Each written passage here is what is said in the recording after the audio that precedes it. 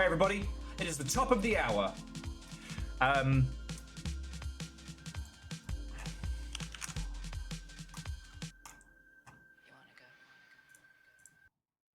It is the top of the hour.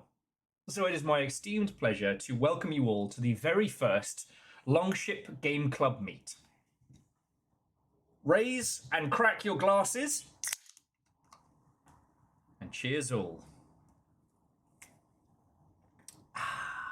Right. Now, what is the Game Club before we get started? So the Game Club is a project started by a very good friend of mine and some other cool industry people. It is a monthly game club for video games. If you look down the doobly-doo, you'll see a descriptor, and we do have a partner sign-up link. The way it works is you sign up now, you'll get charged come December, and that's when we'll get told what December's game is. If you enjoyed tonight's discussion, if this is something you'd like to get involved with proper, you don't have to do it through the Game Club, but I hope you will. Yeah, Moose, so long as it's not plain water, you're fine. So, cheers to you. And the game this month was 24 Killers. First rule of Game Club. We don't club gamers. Speak for yourself. What do you think I'm doing at PAX? I'm there in the Voodoo Ranger Lounge putting coins in people's drinks. Oh no, Yeti! I'll put some lemon juice in it or something. Anyway, the game this month was 24 Killers. Now, as some of you may know, I was wanting to stream 24 Killers before the Game Club was even announced as a thing, so this was a really good fit. What the fuck is 24 Killers? If you didn't get the chance to see this, well, let me show you. Okay. Let's get everybody up to speed. Hang on, make sure that's all saved.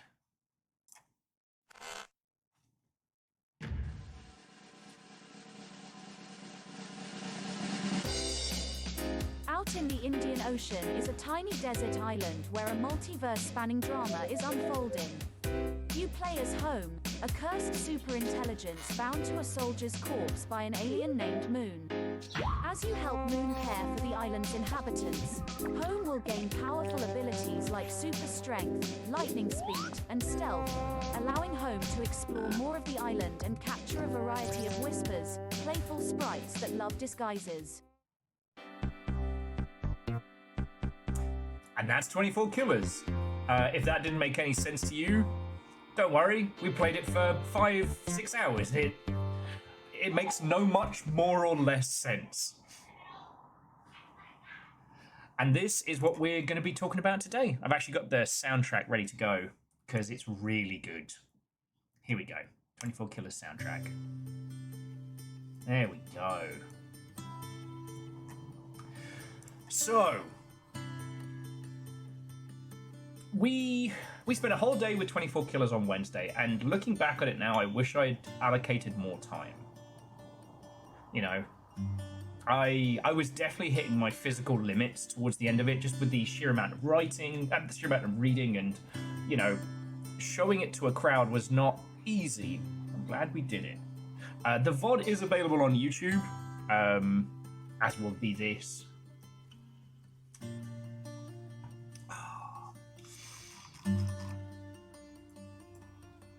I mean, what to say about 24 Killers? I'm trying to start where to begin. Okay, so to give you some grounding, 24 Killers, hang on, we'll just bring up the Steam page on it for some background, is absolutely an indie game. Self-published. The thing that struck me like a brick this morning was looking up more information on the game and finding out that this was kickstarted with a Kickstarter final tally of like $5,500. Now, I don't know if you all know about video game budgets, but you can't make a whole game on $5,000. It can't be done unless you're living on someone's floor and, you know, eating beans that you find in a tin. Like, it's not possible. And the Kickstarter for it was initially something very, very different. The original version of 24 Killers was a whodunit, like, what's the game? Guess Who? Where there are 24 weird squibbly monsters, and one of them's going to murder you. You have to work out who it is and take them out first. Simple.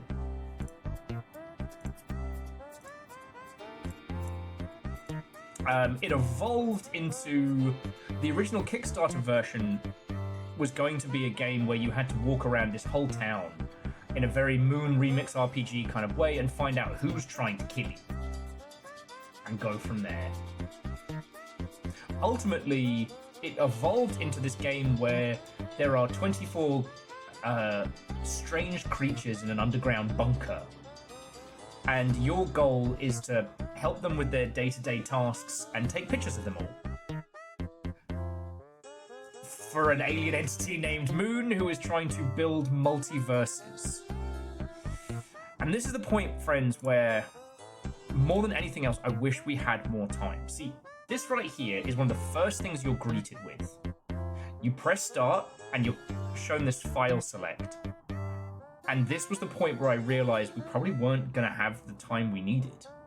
See, each of these files is one different save, but upon choosing it, yeah, there are 24 universes to create. We'll get there, yay.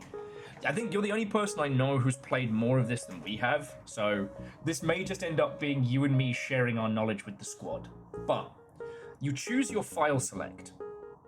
You choose which file you'll be playing on, but each of them have this little thing where once you reach the husbandman on this file, which I assume is make friends with all the locals, you will get a permanent bonus to all other playthroughs. And on this one it says glutton, no limit on consumable usage, which means you can eat as many beans and quaff as many energy drinks as you want, which is a mechanical change. Very powerful. But the one that we played was called like the Lovers, and star-crossed lovers will be reconciled. What does that mean? One of the other ones is mole is strong now? So the mole who feeds you soup every day and gives you scratch-offs, but also takes half your cash if you pass out, is now strong? What does that mean? Like, that's something that isn't a mechanical play, but it is something that will affect the universe as a whole, which is feeling much more like disco pop at this stage than anything else. Now, if you didn't see it, the core loop of the game is you run around the island, you talk to all these varying characters, you help them out. As you help certain characters, you gain their powers. So you gain the ability to run fast, the ability to fly. But to our knowledge, there's no combat system in this. It means you don't get the wishes back with the bananas. Whoa, you have to get the bananas in the right amount of time. And it turns out the bananas are a free continue, which we found out when I fucked up. So like mechanically, this is like a little slice of life game. Do as much as you can each day, make friends with people, snooze in your house, progress the day. The character you're playing as is a strange multiversal being crammed into a corpse called Home. Yeah. When the Game Club said that this was the first one they picked, that this was the first one that Rob picked for this event, it really got me excited about the whole thing, because I'm not saying this is a great and perfect game with no flaws, but whatever you take away from this will have you thinking. It is a mishmash of art styles that somehow fit together. It is a disjointed chaos that somehow feels organic and real. It is not just memes for meme's sake. And I struggle to put my feelings of this into words, because every time I try to, there's always a kind of a counterpoint. There's always a something else. And like I said, the reason why I wish we could spend more time with it is, again, so this file select here, there aren't just these 4 files with this in the center. There are 24 universes, 24 playthroughs to go through all of them. And I couldn't find out any information on what happens if you do them all. So Yeti, I don't want to bury the lead here, but like, is there something? Does anyone know?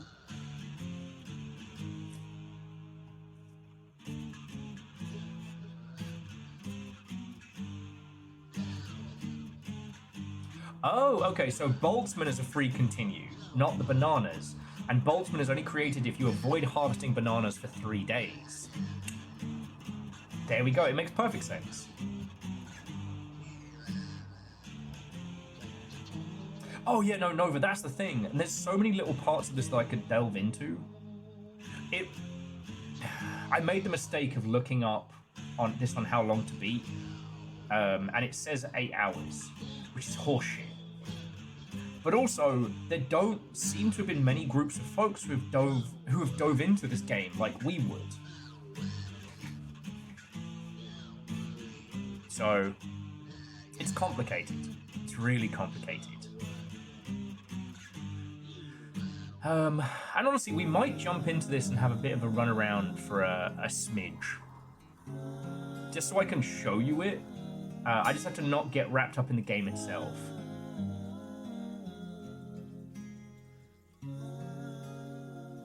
And yet, that's the thing.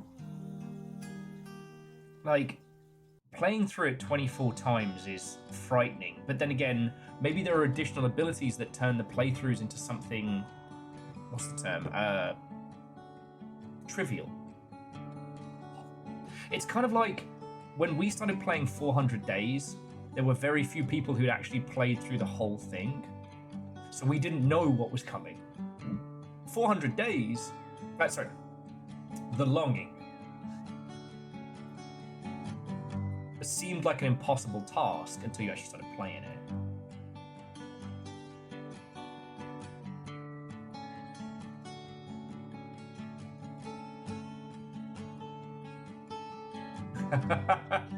You know what? That is very, very true. Ain't no one finishing Silksong in 20 hours. Well, unless they're binging it. I don't even say binging it, unless they're just like ignoring it. You know? And I did actually want to talk about Silksong in relation to 24 Killers today. Because there was a fascinating article. There was a fascinating article today with an interview with Team Cherry, and the interviewer said that they went up against the last judge, got their ass handed to them. Then they were ready to quit the game. Instead, they went to other places in the map, got better, got more kit, came back and won. And the individual from Team Cherry went, yeah, that's the point. And if you don't fight the last judge, you can go around him. You have to go through the icky nightmare, but...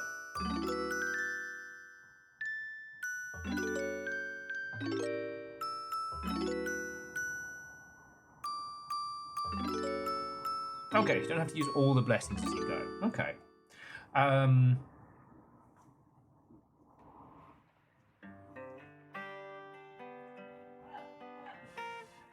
Some unlocks appear to make it harder. Interesting. So yeah, like, I feel almost a little bit disingenuous to sit here in front of you. Oh, sorry, let me finish my point about Silksong into this. Like, lots of people expect something from Silksong, or expected something from it. And Silksong is unapologetically itself. It is the sequel to Hollow Knight. It is a game where, if something is too hard, you need to go and explore and come back.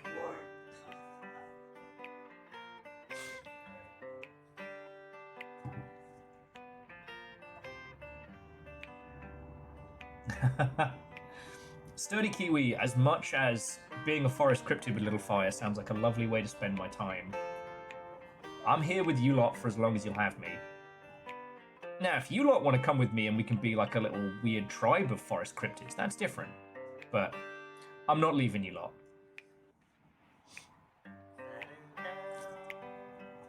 And honestly, the background screaming is just making me smile. Because it's a good reminder that games are many things to many people.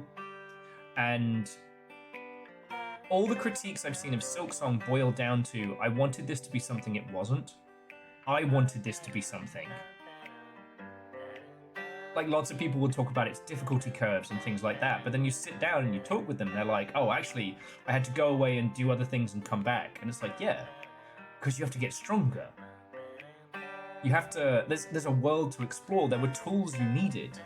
And maybe if you were a sicko, you could face roll the whole thing. Hey, Fred. Make yourself a good cup of tea, mate. We've got a good conversation going on. Well, so Nova, it's the funny thing of, like, get good, I think only applies to Sekiro.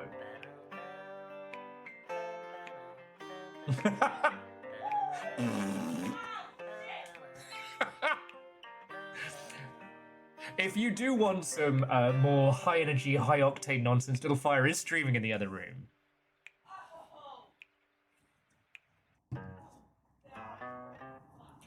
But yeah, a lot of the critiques I saw about Silksong seemed to be people wanting it to be something it wasn't. And when because I've realized, like, we haven't had the same pain points as other folks, but also we've come to Silksong with no expectation. And I guess I have you lot to thank as well. And yet, that's the thing. It's also why I think 24 Killers was such a perfect pick for the Games Club. Like, shout out to Rob again on this one. Because that's, actually, I need to remember Rob's surname. Not Rob I used to work for. Different Rob. Better Rob. Because the thing about 24 Killers is it doesn't ask a lot of you. It's not asking you crazy skill stuff. It's not asking you to, like, do battle with impossible bosses or impossible puzzles. It's asking you to be and live in that world. And I'm not sure whether I like it or loathe it. But what a great game for discussion. That's what we're here for. So yeah, 24 Killers is an enigma because whatever expectation you bring into it will be dashed. I actually think that calling it 24 Killers, even though its name is a hangover from its original production, I think it's really good because it fucking shakes you. Like, holy shit, this game's called 24 Killers? Damn. There's no killing in it, right?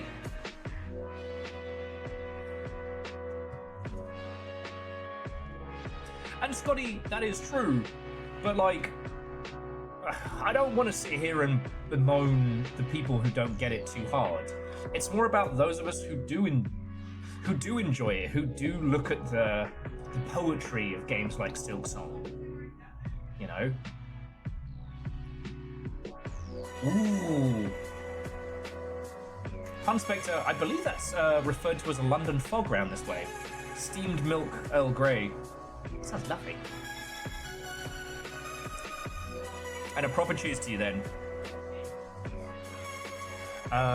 So yeah. So Yeti says, it depends on how you look at the ending, which I brought up 24 universes. Well, you know what, Yeti, let's get the ending out of the way. Let's just talk about it now. Because you meet the husbandman, you've collected you have freed all the Mons. What happens? In your words, I mean.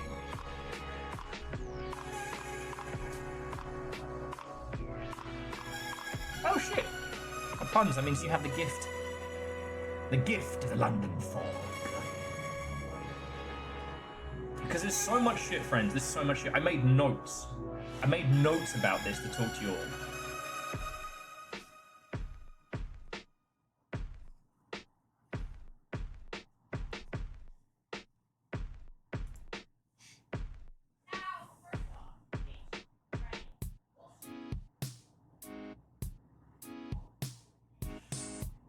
That's a London drizzle.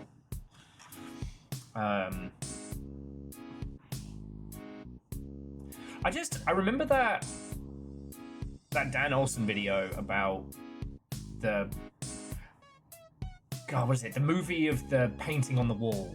How it's one of those ones where whatever you think of the movie is a reflection of the self as much as, like, is 24 Killers a disjointed mess? Or is it a representation of, like, the actual cacophony of different people you meet? That is it?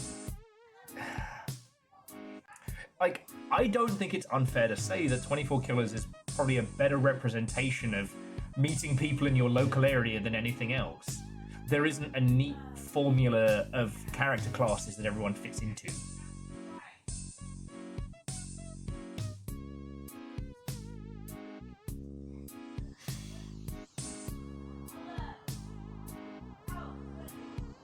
Okay, so Yeti said the entire purpose is to create new foam. You do this by removing your curse and then becoming a new universe. And I think that's, like... I find that whole premise to be interesting just because, like, Moon is simultaneously selfless in promoting you into helping others, but really just wants to make another universe. You know, Moon is simultaneously selfish and also, you know, a little bit, I don't know. They are doing selfless, they are getting you to do selfless things for a selfish goal. But it begs the question, Yeti, what happens when you do it 24 times? Because there's got to be something. Sorry, for those who didn't see our playthrough on Wednesday, of all the things we could have chosen, we chose the lovers for our save file, which means two lovers are reunited, which appears to be Johnny Puzzle and his dog girlfriend. But how does that change the world? How does that change the story? Does it shortcut things? Maybe we pulled Gallifrey back from a pocket dimension. Oh, golden kappa. Oh, fancy. Well, okay, Doctor Who operates on this idea that it's not necessarily about, you know, hard, fast rules canonical. It is about... Doctor Who is about the emotional impact of actions at the time they are happening. So the Lovers and the Mole add side quests that are apparently late stage updates. Okay, so those ones will expand outwards. Like Yeti, and that was the thing, it was so hard to find more details. Oh, you arrived as shared. I think we've only had one golden train over here. Though the shared trains are fun, and you actually can do battle between the streams. I miss those days. Anyway. And again, friends, even if you haven't played this, please feel free to chime on in. Like, this is book club for video games. Okay, not all of us read the book, but everyone's here. All right, this isn't a soapbox for me to talk at you.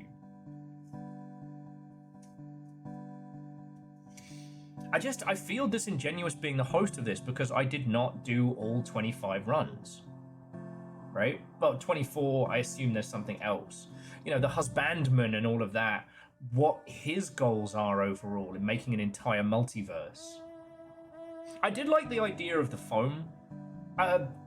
In multiversal theory, they talk about bubbles, each universe being its own bubble. And so in this game, the idea is all those bubbles come together to make foam. And I was like, Wait, people read the book first? That explains the strange looks. Yeah. Let me tell you, War and Peace, it's not 2 books.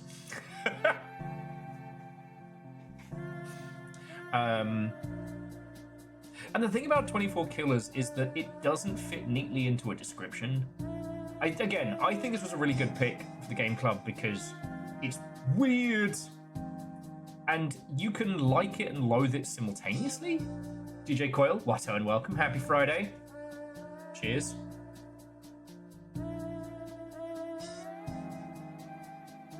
And Scotty, that's the thing. Like saying, I'm not reviewing Balatro until I get all the Jokers. You don't need to finish all of 24 Killers to have an opinion about it. But what is it truly saying? In a game which very blatantly states to you in the first thing that it is about the multiverse. It is about populating the multiverse. You know? It's wild. Also, okay, and this was a thing I only found out from watching some breakdowns of it. Oh, did they change the description?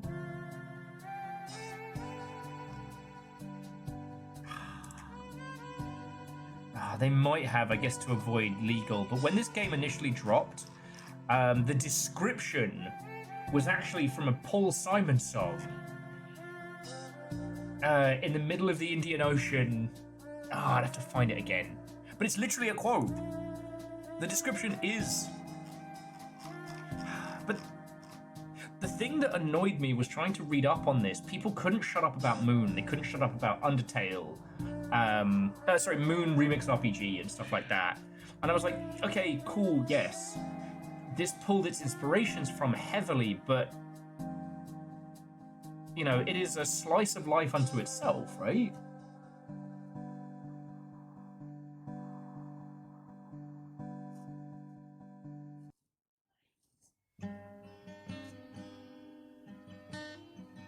Yeah, Scotty, on the face of it, it's a point and click with little party games and quirky little characters. That, as ridiculous as they are, they are all treated with a level of sincerity, which I think is real cool.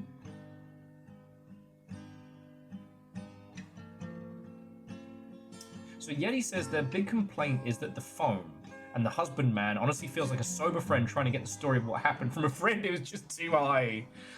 Yeah. Now, a game that inspires conversation, that inspires us to look at ourselves and look at what we want to make, is really cool. Like, the soundtrack that's playing now, this was Mr. Shabby himself. He did the art, he put the game together, he made the fucking soundtrack. You know? I don't know what his musical abilities were beforehand, but the soundtrack's been really good. And, I'm sorry to layway it a sec, but finding out that Let It Die 2 is going to be full of AI music and voices and shite is so disheartening. Like, whatever 24 Killers is trying to be, it is genuine, it is honest. And that was something that shined through while I was playing it, is that it didn't feel like it was just being kooky and random. Like, even if I wasn't high enough to understand what it was trying to say, or understand the references, it was trying to say something. You know?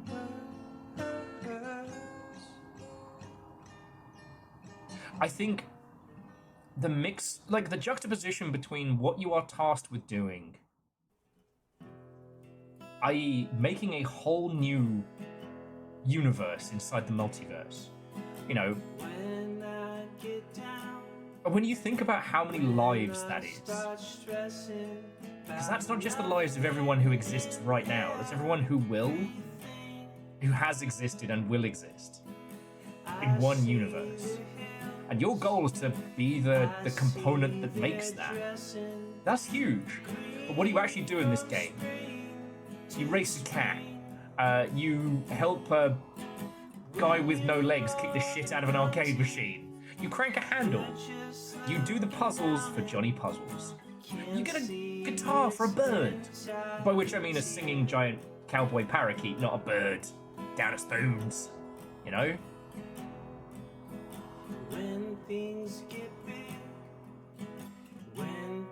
And like in that regard, if you wanted to get arty-farty with it, you know, the beauty of this game is that it is not complicated and that your goal is to make everyone's lives better, to bring things into fruition. Yes, the world has a logic to it, even if it isn't our logic.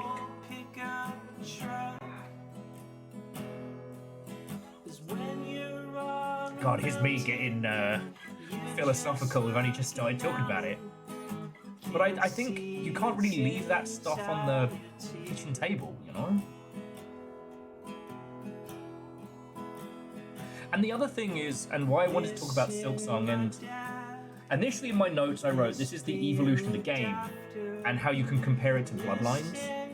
That there is this quantifiable thing in games that we've all touched on, but you could never truly describe, and that is the soul of a game. You know, the feeling it evokes in you.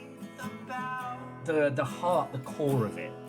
The more commercial a title is, the less creative input is in it.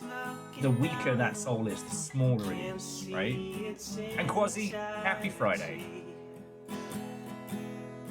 What's interesting about this is that throughout all of its iterations, 24 Killers has the same soul. When it was, after the Kickstarter, it was going to be a murder mystery.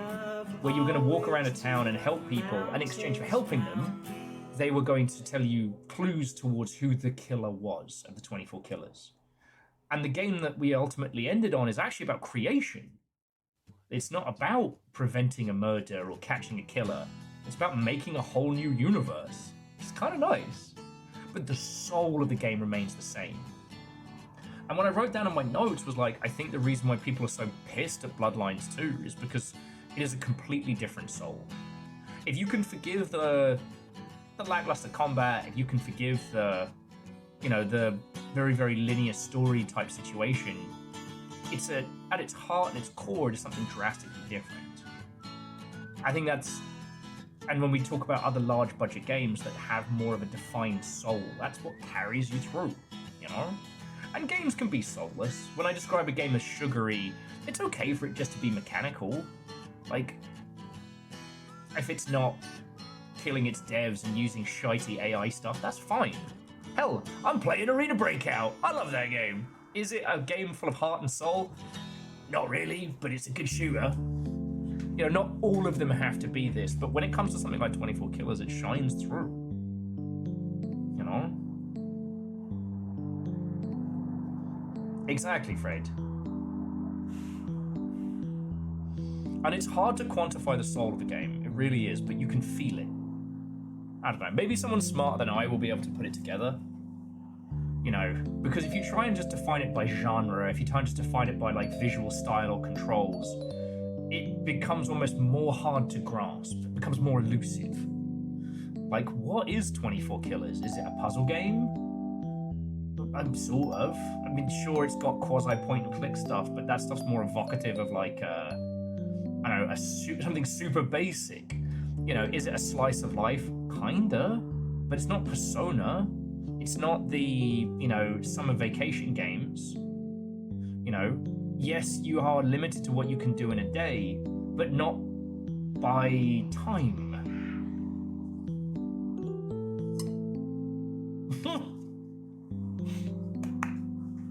Fred says, Will, 24 Killers is obviously a typing game. Well, no, so Sturdy Kiwi... Look.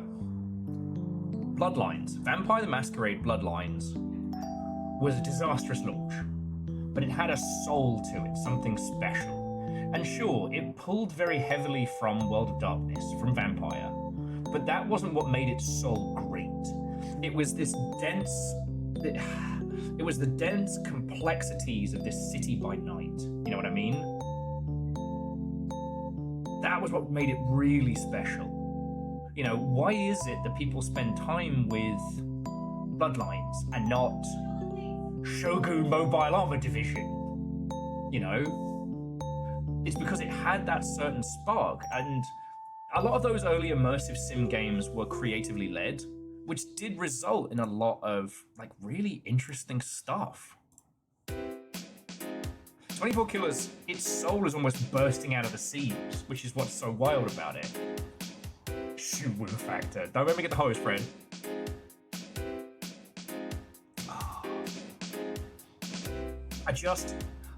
The problem is, and this is a problem of mine, not of you lot as a squad. I'm looking at this puzzle. What happens when you fix 24 universes? When you create 24 different universes in the multiverse? Then what?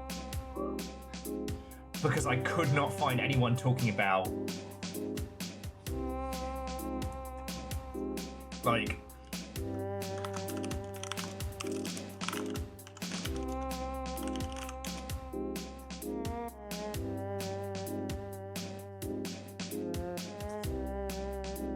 Because there are loads of people out there who are like, oh, well, I played through one island and we're done. You know?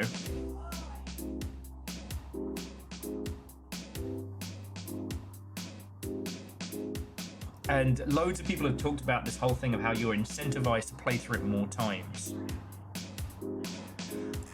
But there's also, like, with games like Paradise Killer, for example.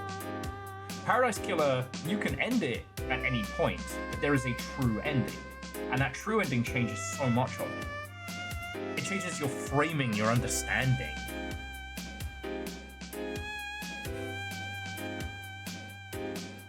And honestly, Yeti, I was hoping someone would join us tonight to talk about this who has finished it all.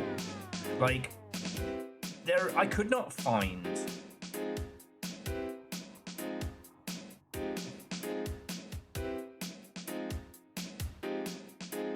So Yeti said the first playthrough took 10 hours. Unlocked the fast forward. The second one took about 6.5. Okay.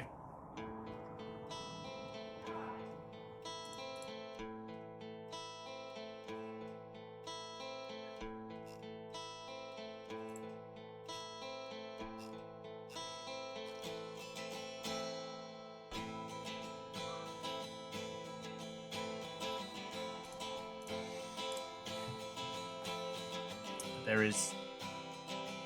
And, like, there's loads of people posting that they've done full playthroughs, but have they? I don't know. And if we don't know what the truth of this ending is, like, where does that leave us? But then... we aren't the crafter of the multiverse. We're merely a piece in it.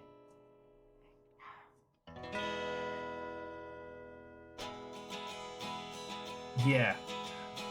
And yeah, that was something that Nier Automata understood, was that when doing looping gameplay, you can lie to the user and say, no, you're just playing it again, it's New Game Plus, and then do something wildly different.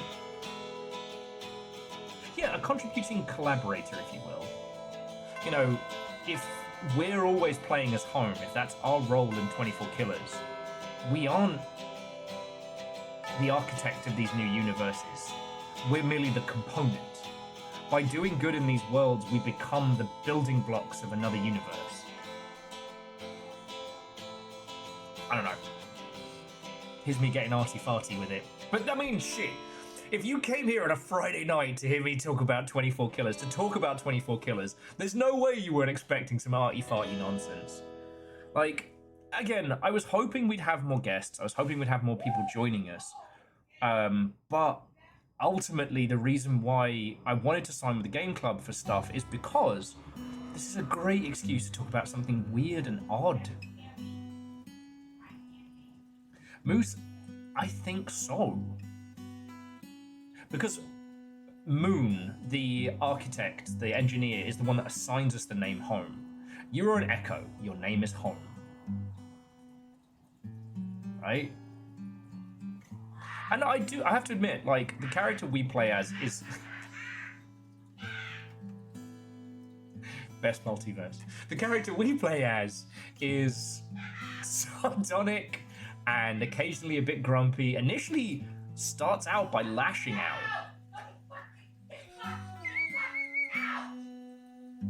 It's amazing. He starts out by lashing out, right? But eventually warms to the rest of everyone else. But they aren't insufferable. Home is not an obnoxious character to play as. And I really enjoyed them. The gremlin is fine, don't worry about it.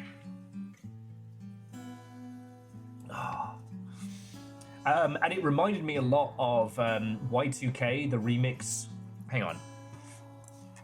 That's the worst. Which you're allowed to call Yeek. So this was one that we did ages back, which has since been like updated and changed.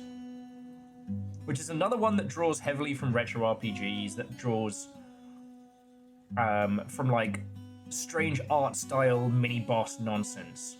But you know what's fascinating about this? This is a good JRPG.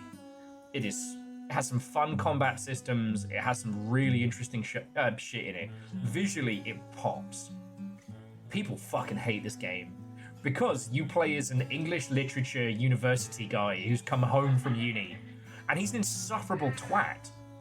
But he's insufferable in the way only a white man back from his first university course can be. And he's in this surrealist world. He's in this weird place. Home was not obnoxious in any way, shape, or form, despite being, you know, sardonic and occasionally antagonistic. You know?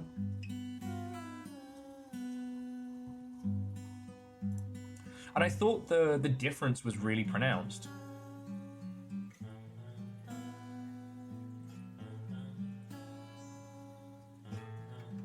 That's a good point. Sorry, Yeti was saying that one of the things that we're told is that echoes, the spiritual creature that home is, you know, they experience no comfort from, you know, they do not experience the peace of darkness nor the comfort of light. So their whole being is they get angry. And the idea with these echoes is that they get angrier and angrier over time until the curse consumes them. Yeah. And Kakazi, like, I mean, tonight I don't want to talk about the business of video games too much. Y2K and 24 Killers have every right to exist. Y2K's choice to have an obnoxious protagonist be your POV was very hard for a lot of people, myself included.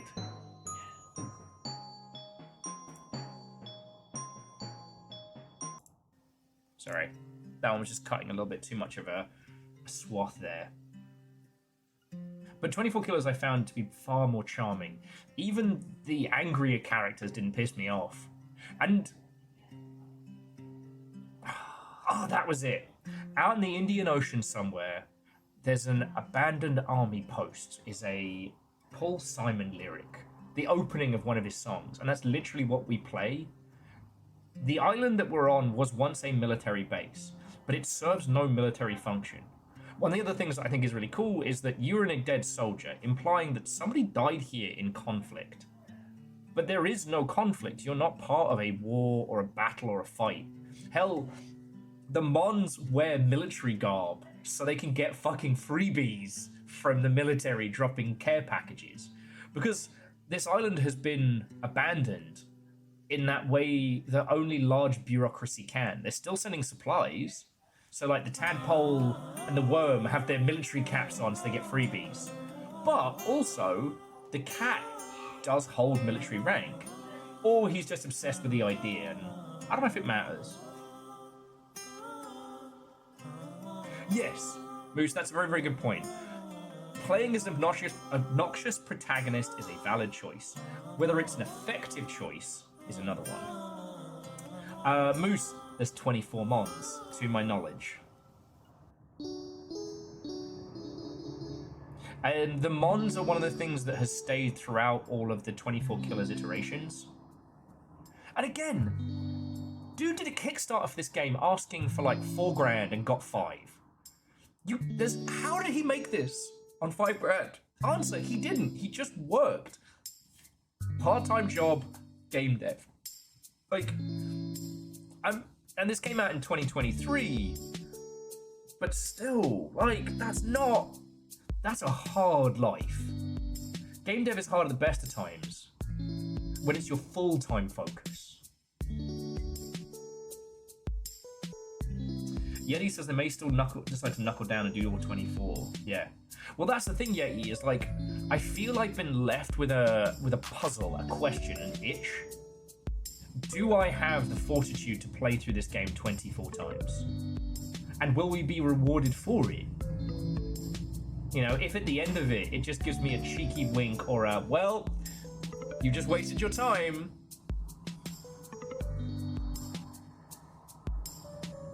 And actually, Simple Chaos, intentional or not, that's a lovely bit of poetry, that you are an echo, a bundle of anger, dealing with the echoes of the past, i.e. a military occupation of, you know, an underfunded military operation. The fact that the big gun on the island is now a sentient coffee shop is fucking cool. There are guns and weapons on this, but they're kind of pointless. Like, there's no conflict for them to be used on. You know, I'm going to do this soundtrack one more time. Because again, like, after finding out about Let It Die Inferno today, my little heart.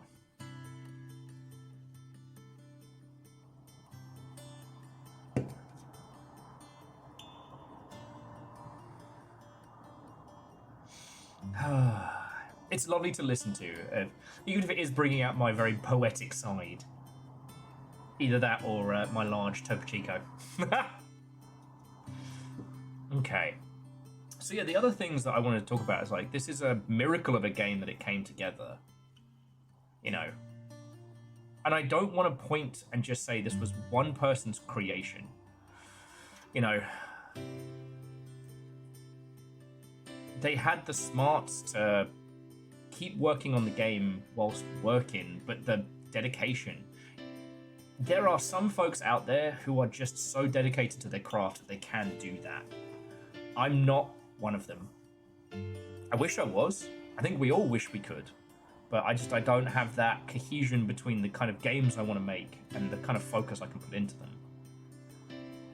But, you know, every person who is able to put out any kind of art is not a creature unto themselves, right? Like, no man is an island.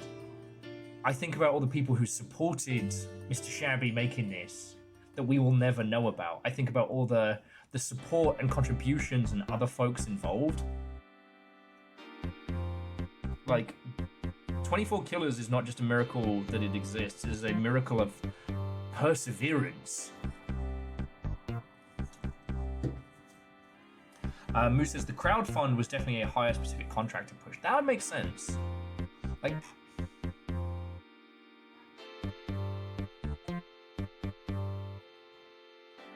and yeah, true, Yeti, it is easier to grab those solutions, knowing where the pain points are. But also, there's no time limit in terms of how many days it takes you to finish. So you can take your time with it, which I really appreciated. You know, while we were playing it, I was comparing it a lot to... Sorry, backing up there. I was comparing it a lot to other titles.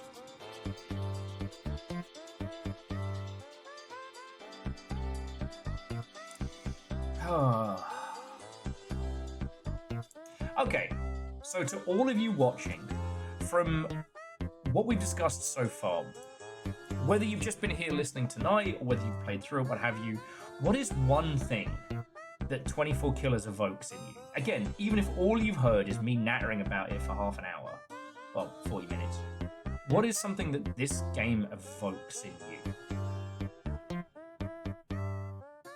Because ultimately, you know, for me, it's a story of, I don't know, redemption seems a little strong, but like, you know, finding happiness through community, not through conflict. It's not stupidly hard to do the requests to make friends with these mons. It makes it a lot easier than other games in the same space, but... Oh god. Yeah, he says there's no limit, but a Steam reward finishing 24 days in a hard mode that resets your playthrough if you take too long. Fuck that.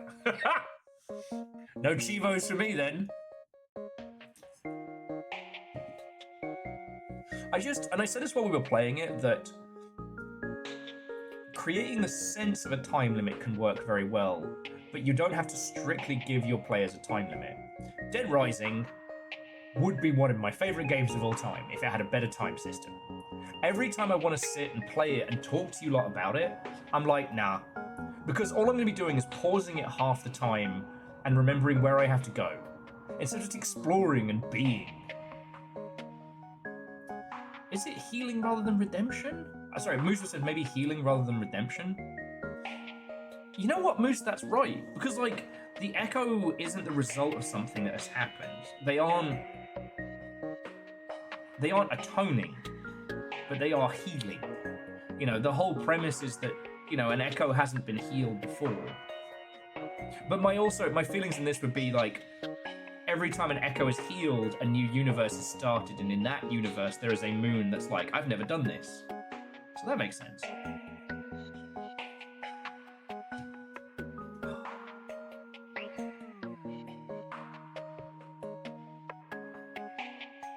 God, I want to fight Johnny Puzzles. I want to punch him in his stupid face. Very good thing there isn't a combat system. And it did make me smile that I managed to completely circumvent one of the large in-game puzzles. Because, like, Yeti, whilst this has been running on Circle, it's shown little clips of what must have been the flying puzzle with the fish, which I circumvented by just going, whee! Thought I was the smartest fucker. So, yeah. And I just keep thinking though there's a piece of this that I'm not seeing. And that's the thing, like, do you need to unlock every Joker to review Balatro? I don't think so. You know, ultimately a game ends when you decide it does. Endings might be called thusly, but it's not a movie, right? If you leave Netflix running after the show is stopped, all you're going to get is the international credits, which I feel should be more front and center, but that's just me. But a game doesn't really end. It ends when you say it does. A game takes as long as you say it does to play through.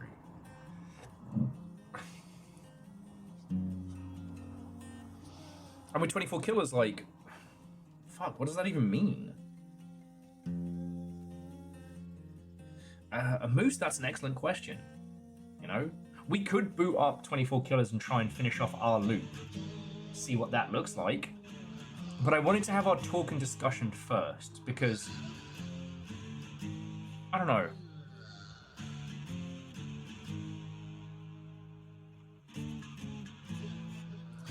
There's so much of this game that is intentional rather than just like whimsical and throwaway.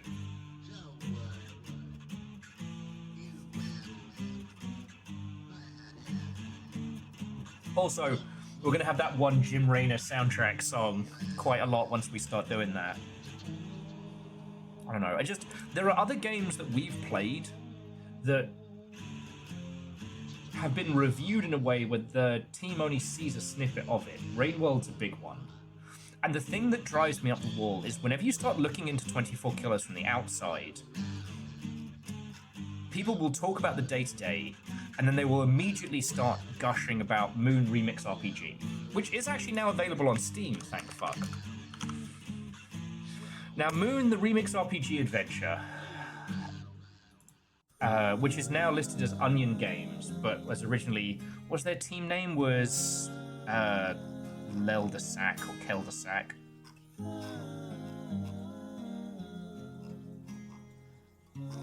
Now, Lidelac, whatever it bloody was.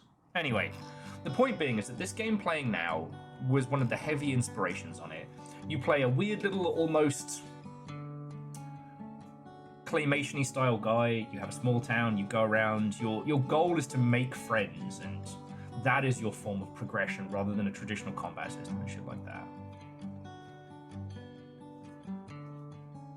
But the thing that I've noticed is that in obsessing over Moon the Remix RPG, people stop looking at 24 killers.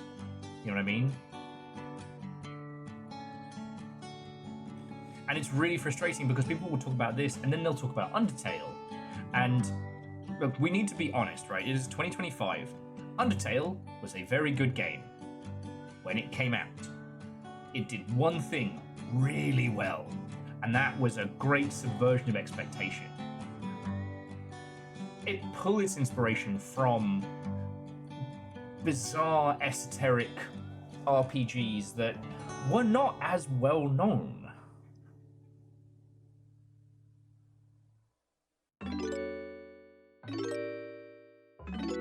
Oh no, Yeti, I'll say 24 Killers does show not tell so well, even though the dialogue is one of the main forms of it moving forward.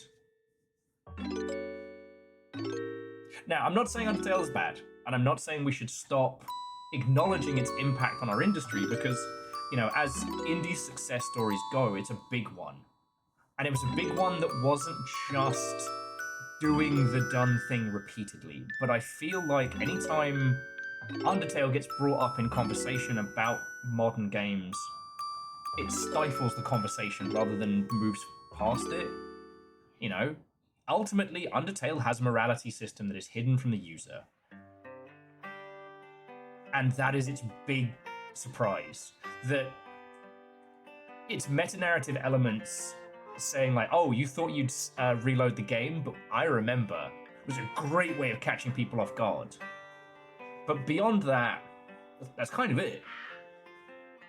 Okay, a weird mix of horns outside and little fire violence. Very surreal. And so yeah, it's been really hard deep diving into 24 Killers, because when I do, people get stuck on Moon. They get stuck on Undertale and these older titles. Now, interestingly, Onion Games, the creators of this, they're originally a Japanese dev team that made Moon the Remix RPG that broke and spread everywhere. The dev team, I mean. And so they've had a little hand in lots of games across the Japanese games industry and inspired a lot. And they very recently dropped Stray Children. Now, this hasn't gone down quite as the gangbuster of their previous one. I mean, you can see the influences immediately from their earlier works.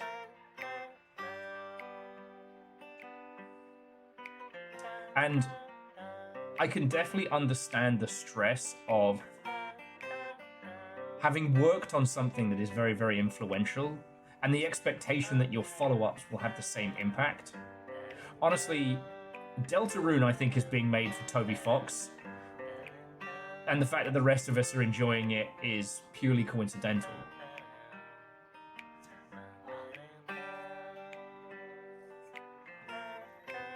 But I really feel that 24 Killers is more than just the sum of its inspirations. Am I losing my marbles here? Have I finally lost it? Because you can see with this one, it's the usual fight, talk, you know.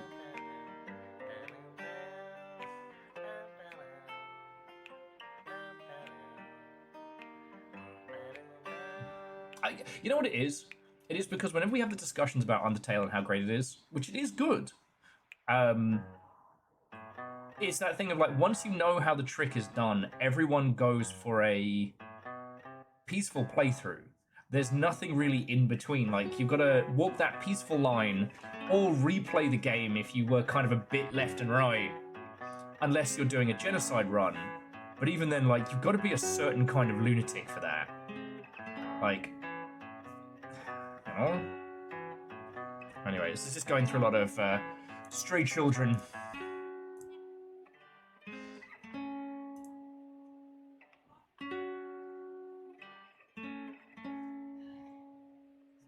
But you know what's really interesting about this, and all the conversations I keep having about it?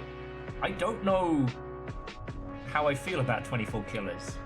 Every time I feel like I've got a grasp on, I fucking love this, or, it's not my vibe, something knocks me the other way. You know, there are loads of games that are described as poetry, but there's few of them that are actually poems. Does that make a weird sense? Have I lost my marbles completely? So, like, there are games about writing, or there are arty games that are often described as poetic. But this, I don't know. Like, okay. Dyslexic over here. And being a dyslexic kid means that poetry is like fucking kryptonite. Because poetry is about using a few words to say a lot. You know, you use language to evoke, not explain. This seems to use a little to evoke a lot. In the moment to moment, everything from which things are pixel art and which ones have this like faux claymation vibe, the style in which things talk to each other, and how these mons interact with each other. So the bigger arcing elements of multiversal creation and, you know, study, obsession, of letting go of anger, you know, people you didn't know you needed in your life, helping you heal from something you didn't know needed healing. That's profound.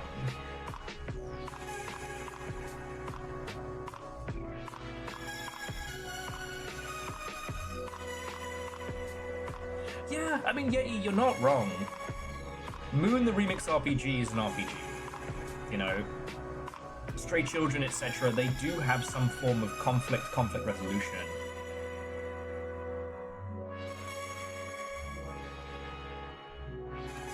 Yeah, and see, Simple Chaos, I think that's why this was such a perfect thing for a game club, right? Because, like, for those of you who don't know, our good friend Forret Turret and Fearless Sun run the Seattle Indies Game Club, right? They pick a game a month, they talk about it, and it's really good. But wait, I'm trying to do like pro game. Could you like shut the fuck up? it is so funny because someone went toot toot, and then you were like, "I'll fucking kill you!" It's like, wow, like thanks for defending me. Oh, well, you know, I do what I can. How's it going? Great. Great. It's going great. We're just like discussing the profound elements of 24 Killers, and you're just destroying children at their own game. No, these are definitely grown men. Oh, that makes the tears sweeter. It really does. I got second. Yeah. Is it just you? Yeah. I don't know if you had a crazy mic on tap. I didn't ask if anybody wanted to play. Bully Mike! Simon. Brilliant. Figured I'd warm up if anybody wanted to play. Oh, that's fair, that's fair. We're thinking about having a little run around in game for a bit after this, because the thing is, there's no concise point to be made with this game. We're all kind of at the same thing of like, there's something there, but is it something we need to scratch at? Okay. Destroy those grown men. Wait, hang on. No, sorry, jumping back. Simplecast was saying 24 Killers has a kernel of uniqueness beyond its soil. Can't tell if I need to do more playthroughs for me to pin it down, or either need a little more time in the oven or power or what have you. And I think that's possibly its brilliance. I don't know. This isn't one of those games that, you know, you take out of it what you put in. At a surface level, it is a nonsense poem. It is a Jabberwock type situation.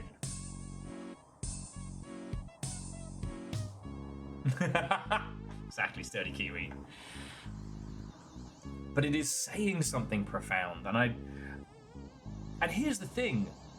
We've all played games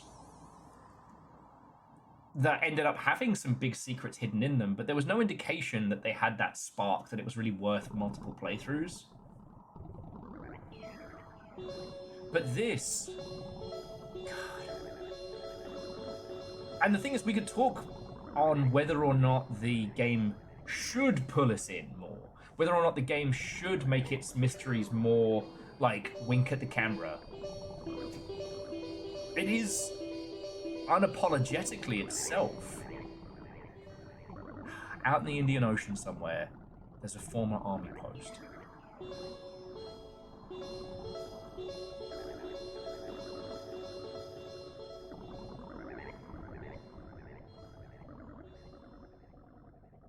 You know, the other thing that's really interesting is that most games are so worried that users won't engage that especially anything that involves the act of creation is usually streamlined to hell and back. Okay, the goal of this game is to make a universe. Making things is hard but rewarding. This game makes that case.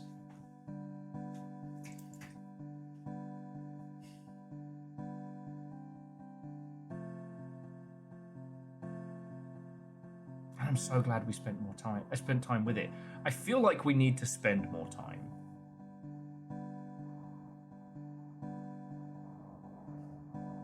You know?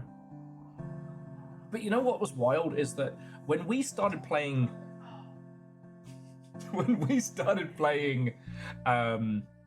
Rain World, I was playing it because my homies had worked on it. And it was good.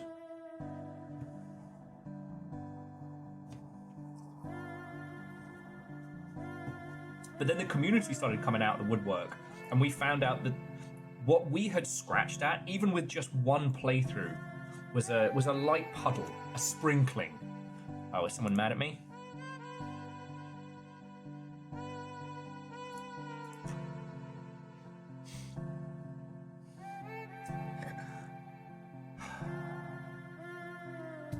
We haven't had that with 24 Killers, and does that mean that it's there and we don't know? Or that maybe because of the caliber of this game, I want there to be something. I want there to be a reason for us to do it all. I don't know. Anyway, there were some other things I wanted to show you all. Where was it? So this, friends, is taken from the Happy Killers, from the Happy Shabby Games site. And this is the 24 Killers newsletter, plus extra stuff. And it made me laugh. Something fierce. It's probably too small to read for your screen, so I'm just going to read it out. Vagrants from all over the cosmos have been funneled by fate to an island out in the Indian Ocean somewhere. And this is a soft bed for weary. Does your heart break like mine, wishing you could go back and see James Cameron's Avatar for the first time again? 24 Killers will not fill that void, but a day in the life of home is a soft bed for the weary that search for Pandora. Like, that's fucking good. But does that mean that Avatar exists in this universe? You know?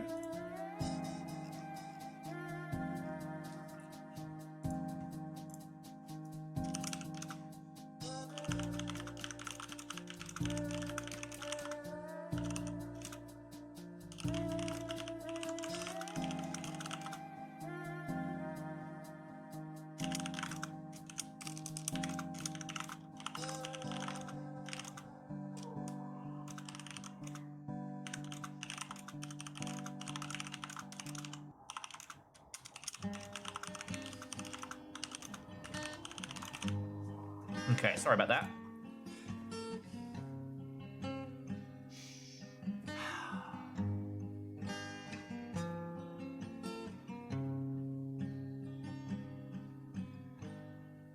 Do you know the other feeling that this game has evoked?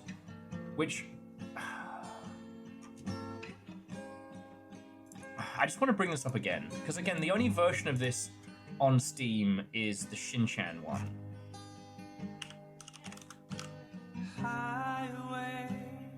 But yeah, the Summer Vacation series is a long-running series in Japan about, you know, kids on summer vacations.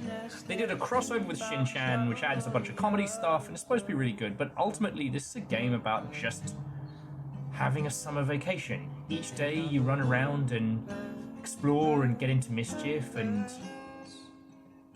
that's it. It's a place where you can just be. Now, it does have time limits, and it does have this day-night cycle kind of thing, which is...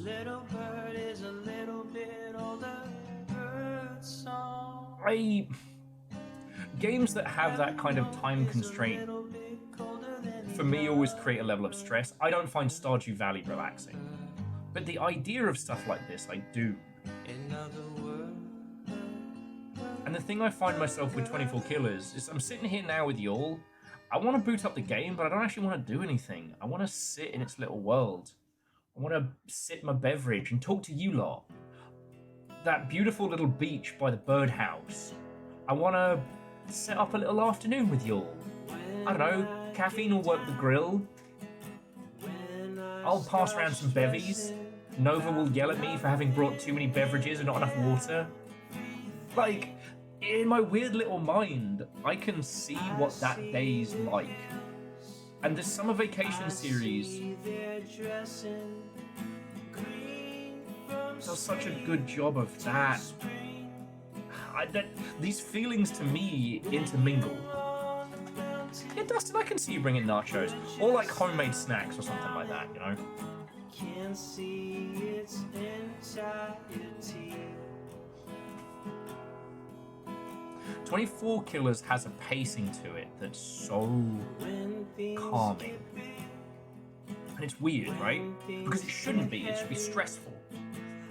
The energy's always ticking down. You know, you've got to make sure you have your soup. Have you got your beans?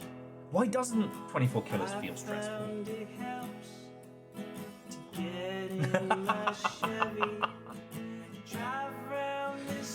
Oh.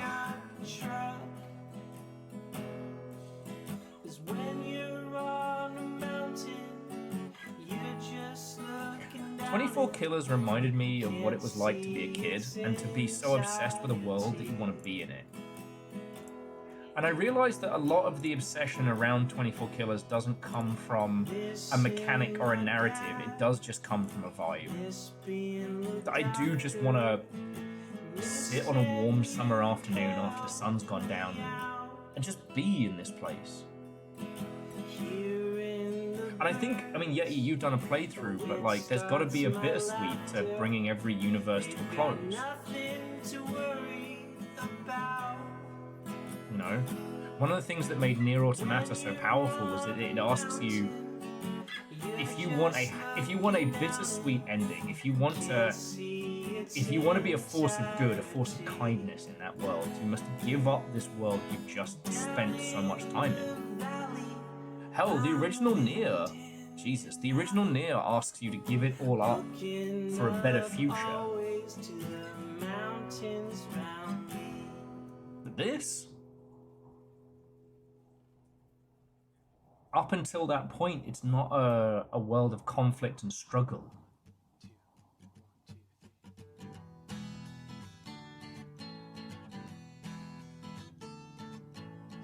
Yeah.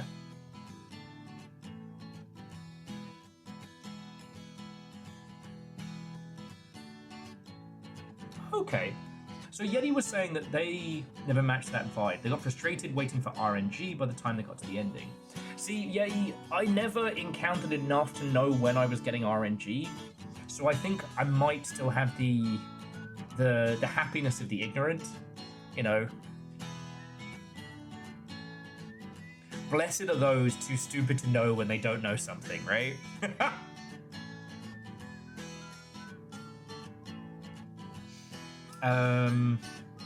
I mean, Fearless, if it'll run it, Phantom Brigade has one of the artiest... if you go into a battle woefully under-equipped against your enemy, it'll be at dawn in this gorgeous, like, sunset that's supposed to evoke the end of Evangelion's last fight. Me and Ryan Clark had a great conversation about it drunk at a Denny's one time, just geeking out over how fucking good that game is.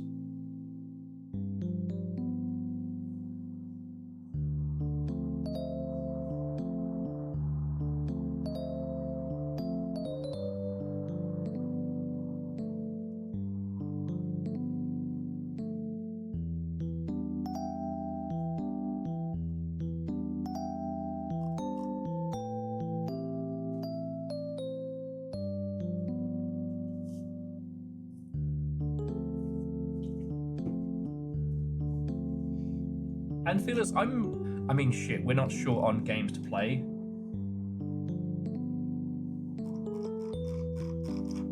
Hell yeah. But Dustin, I think we'll just have to settle for a Longship meet one year and, you know, talking drunkenly about robots whilst we eat copious amounts of breakfast food. But that's a story for another time. I don't know. I want to continue this thread because it feels like this is where 24 Killers is leading us. And that's not nothing. I didn't find this game to be overtly obnoxious. And cracking the puzzles made me feel like, okay, I get it. It wasn't like I had to dig deep into my noggin, but more that I had to... I don't know. I had to just acknowledge the world and be part of it.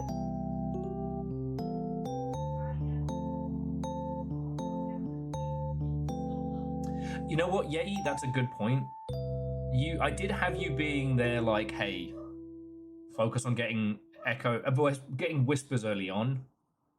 And when we encountered the Blood Moon and then used like the energy drink combo or the beers. Well, okay, this is a Topo Chico seltzer, but you know what I mean. That did help. Okay.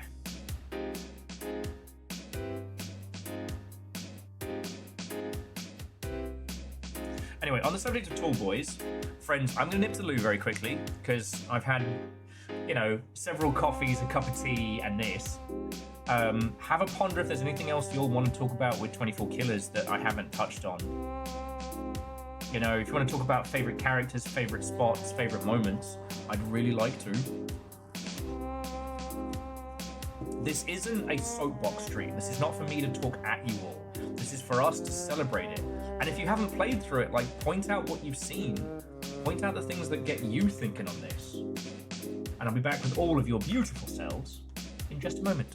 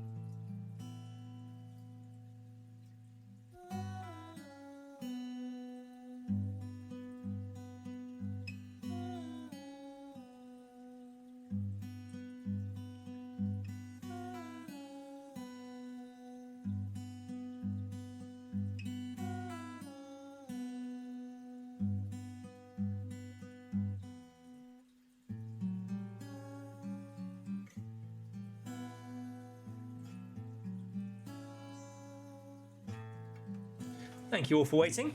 Hello, hello.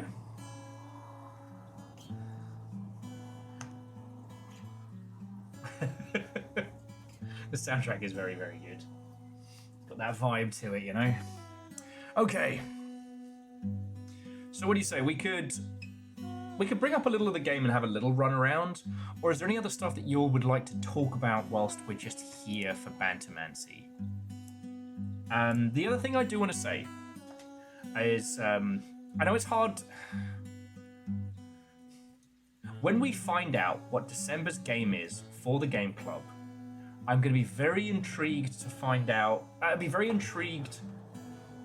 Hang on, can I just get a fucking do-over on that sentence? Boy, I fell down the stairs there like 3 times. Whatever the next game on the Game Club is, I'm going to try and spend a little bit more time with it if I think we need it. Whether or not it's going to be something that we all know,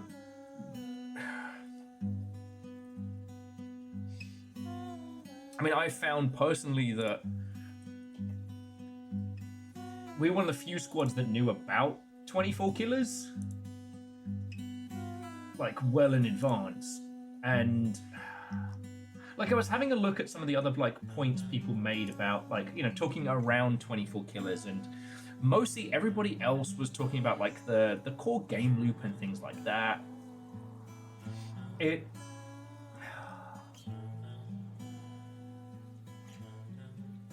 Like, one thing that struck me is that this is a game that you can't just research what happens, that this is the perfect kind of game to play with a group, to share knowledge and stuff like that. Because, yeah, you like, imagine if I hadn't had your knowledge to help me out.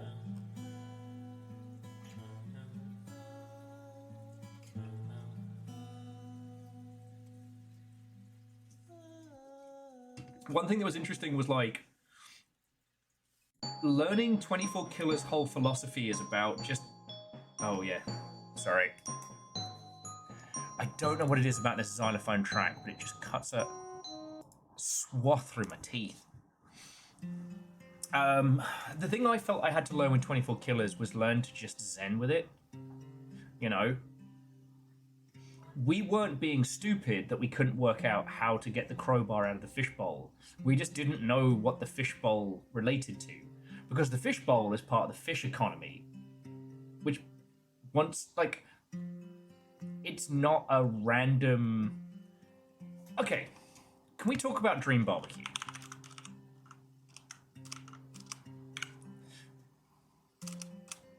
There we go. Ah!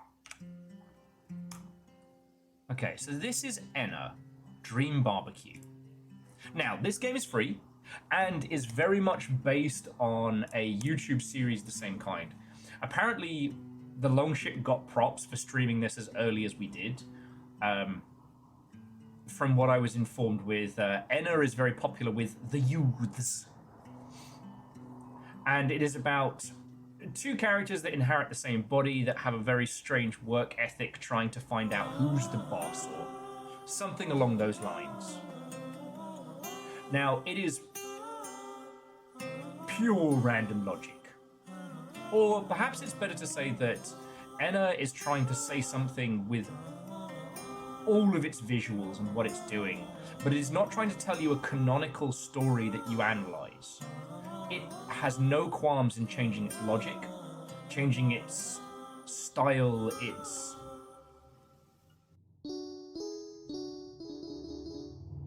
its mechanics on a whim. Because ultimately, it's not trying to tell you a cohesive story, it's trying to show you feelings and vibes and all sorts. This is not a game of logic, this is not a game of rules, this is a game of feelings. How does it make you feel, right? And it was interesting having played through this and then going and playing 24 Killers, which does have rules, which does have a logic. You just don't know what it is yet.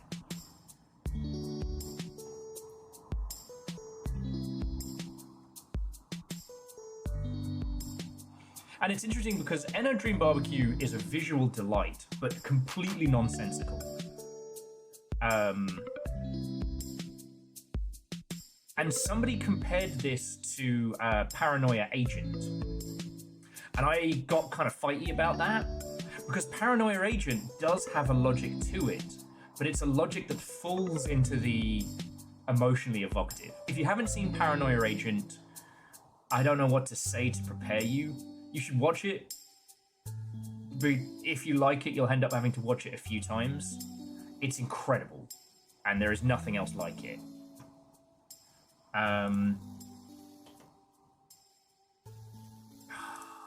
The thing is, I want to show you Paranoia Agent's opening to give you a sense of why this and 24 Killers and Enna Dream Barbecue all fit in this whole strange place.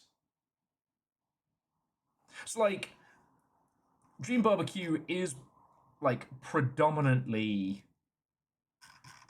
a 3D title, but, like, occasionally you'll have, like, clip art of a house is a character you talk to. Why is that character a clip art of an house? Don't ask. They just are. In 24 Killers, the Mons were people, but they were exposed to something that changed them.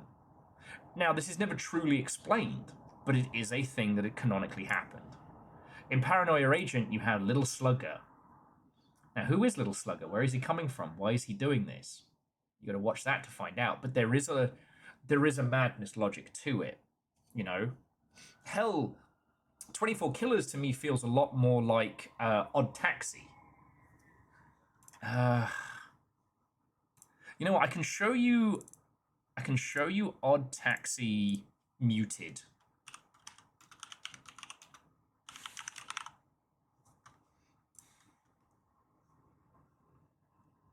Here we go. As Odd Taxi is absolutely worth watching. All right, that was not useful. That was not useful. Odd is a show with a logic and a sense to it. Enna is unhinged dream logic. Like, nothing is explained. Nothing will ever be explained. There is no canon. There is no through line. You experience it in its purity and its vibes. And 24 Killers is closer to that Odd Taxi style, that Paranoia Agent. But I don't know. God, it's hard to grasp it all. Like I said, I kind of want to boot it up. You know what? Let's do that. Well, let's boot up the game. So, hush you. We're not going to be doing a full playthrough of the rest of it, but I think I can articulate my points better having it here live. You know what I mean? Oh, also, here's something that I did not see until I was rechecking it. All the mons we've released in our save file are all available there. So, Little Fire, how goes the destruction of fragile men's egos on the internet?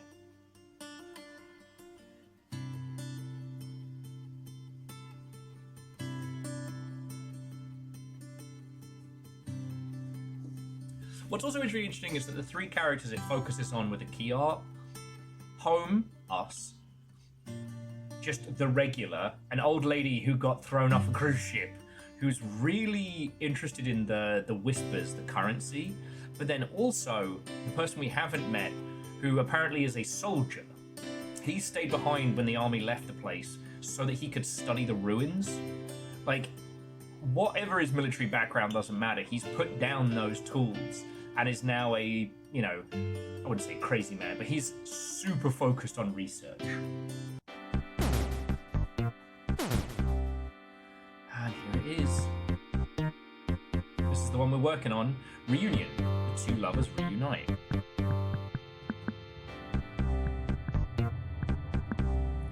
Rainy days can happen from the start of the game. Auto whisper. Automatically earn whispers as home's energy to peace. Food will be consumed. Every fifth item costs one whisper. Home starts with a few useful items. Actions cost whispers instead of energy.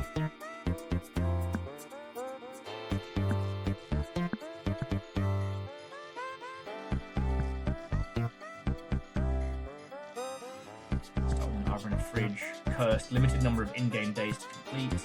Infinite sprints.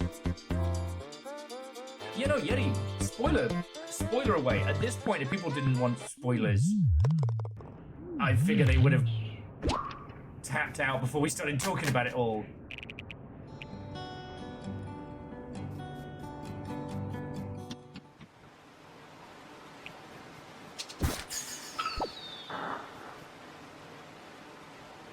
Okay, so he's the husbandman. I had a feeling.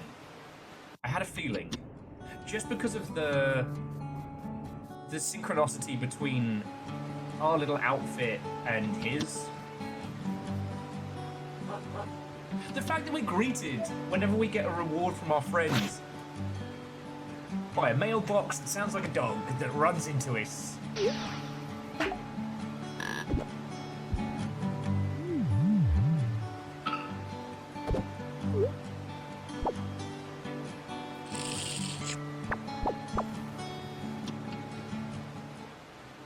I mean, shit, there's a part of me, if we weren't drowning in great games, you know?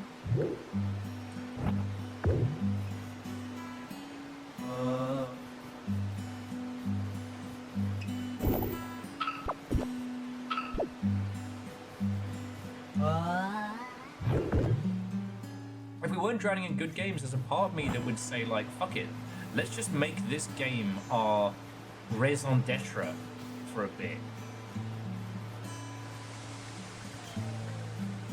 Oh, I don't want to go fight the explosive nieces.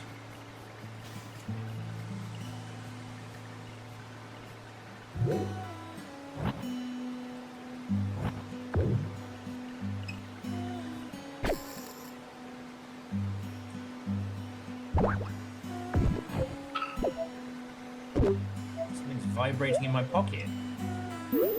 Oh, more murmur stuff unlocked. Not so the outfit, just coincidence that both bodies were soldiers stationed on the island. Have I seen a seed in my inventory? Maybe.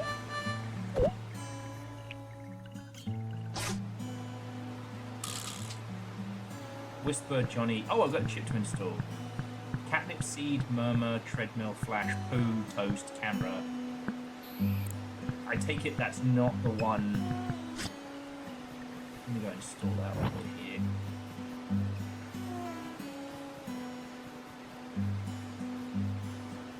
Maybe. But yeah, so the husbandman has possessed the other soldier bloke, which makes a weird kind of sense. God.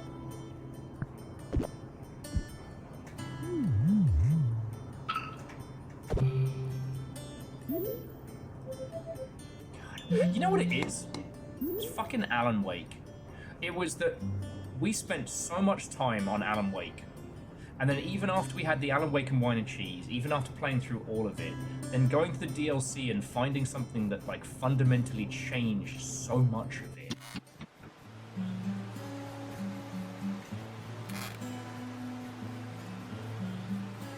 Okay, I think I have a... I think I can plant stuff over here. Here we go. Catnip seed. There we go.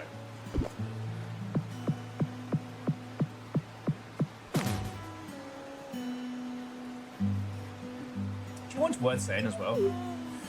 It's like, Stardew Valley stresses me the fuck out because you have to do everything right. And when you first start playing it, you're kind of like, la la la! You don't even realise how badly you fucked up.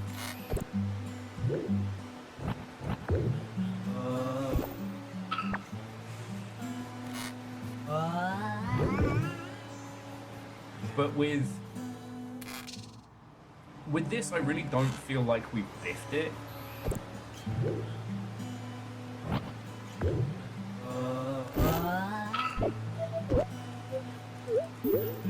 More murmurs. I don't feel like we biffed it. I feel like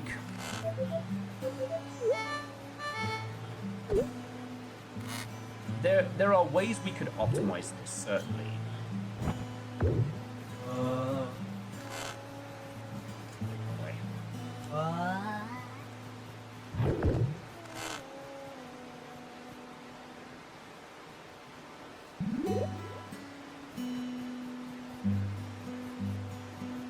Yeah, that's a good point. Stardew is a constant battle of keeping every other person happy.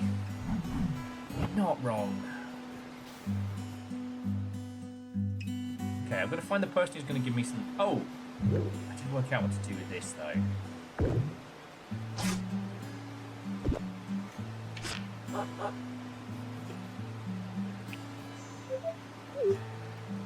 It's garbage day!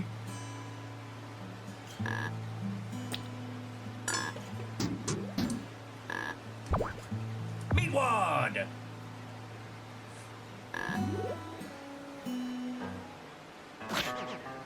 Why didn't you just open up the bag? Someone else's garbage is kind of like someone else's mail. None of my business. You're real green. You're at least gonna catch the guy who put me in the garbage, right?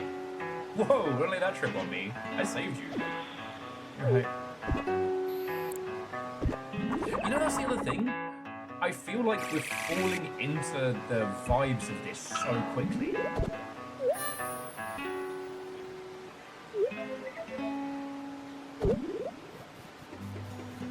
And yeah, Scotty, like... Oh. Oh, okay. I'll see if I can make enough Yeti to buy the bed tonight. But, yeah, Scotty, in Stardew Valley, it's always some bastard's birthday, there's always something going on, you have to make sure you plant everything at the right time of year, with the right stuff going on, and all of that. And...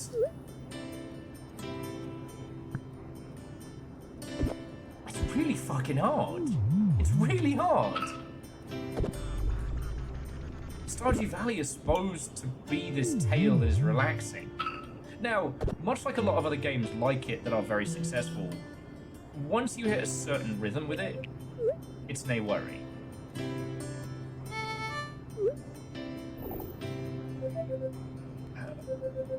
Change to blech.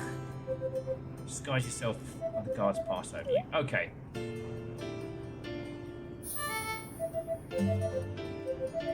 Okay, fine.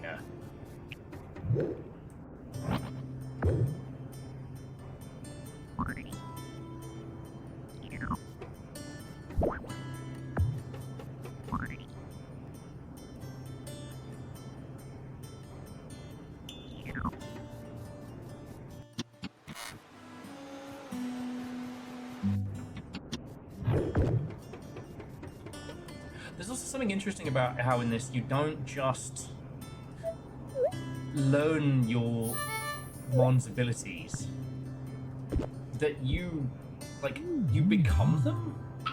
I don't know. Maybe it's coincidental, maybe that's something that's just taken from other games, but from Moon and stuff like that, but...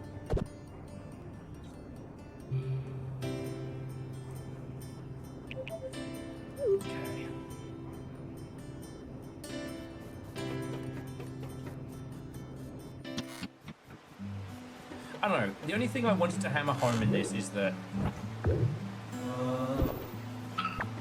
it doesn't feel stressful. And Stardew Valley stresses me the fuck out. How much is the bed? Done.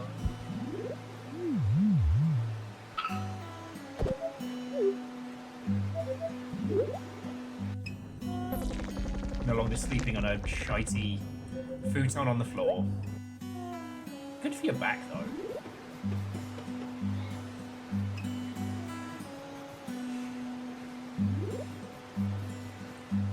True. It's like one thing that I also, Scotty, I had to sit and think about with this game, and I guess with many others. Why do I gravitate towards shooters and immersive sims as much as I do?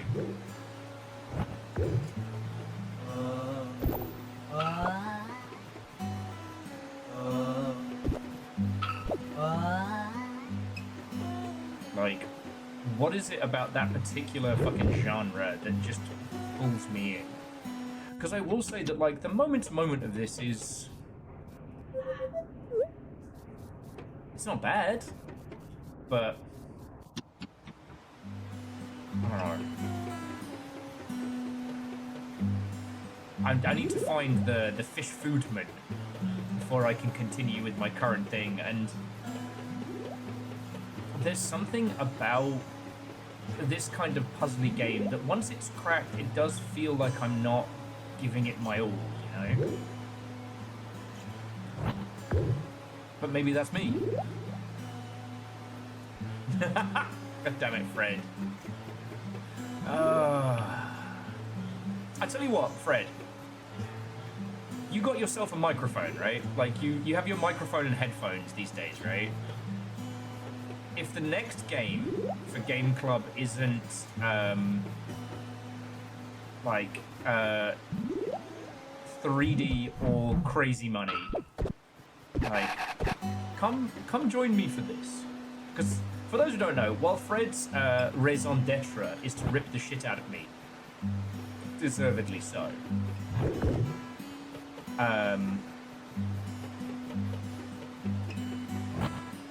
this is the kind of game, Fred, that I'd love to, like, get your feels on, you know? Like, I don't know if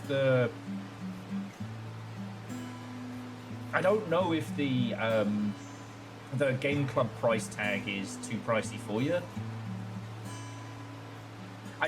The problem is I don't want to suggest, you know, you did 16 years in tabletop. You've not done a consistent stint in video games, but you've worked on multiple video games. You know, back when there were more consultancy gigs going round, Fred did a lot of work for a lot of cool people.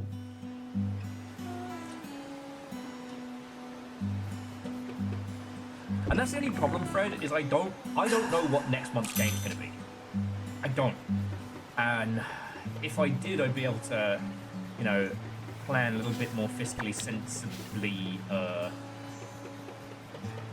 No, okay, I need to fall into that hole. But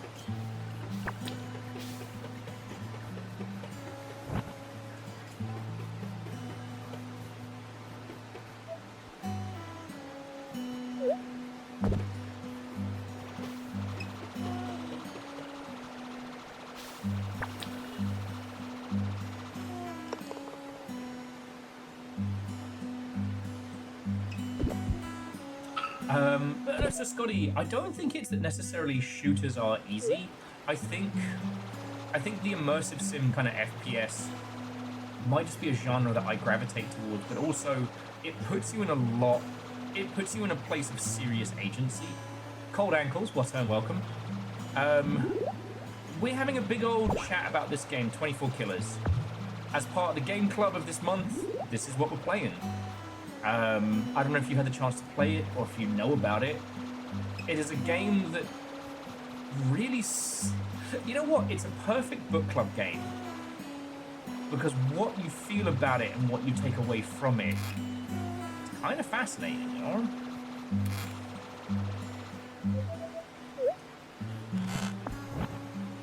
Okay. I'm going to make my little guy have a little snooze now. Well, okay, so Cold Ankles, what's fascinating is that the game is called 24 Killers. The original was a Guess Who 7-day game jam game where there are 24 mons and one of them will kill you. So you have to guess who to find out who the killer is before they kill you. It was then going to be changed into a more open city experience where you had to, like, make friends with all these crazy creatures in a city to find out who the killer is. And it morphed into this kind of like friend 'em up, point and click-esque good time.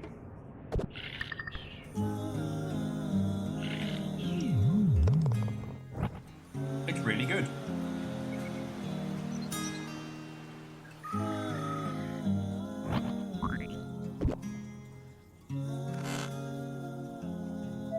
And Austin, what's up? Welcome. Coming in.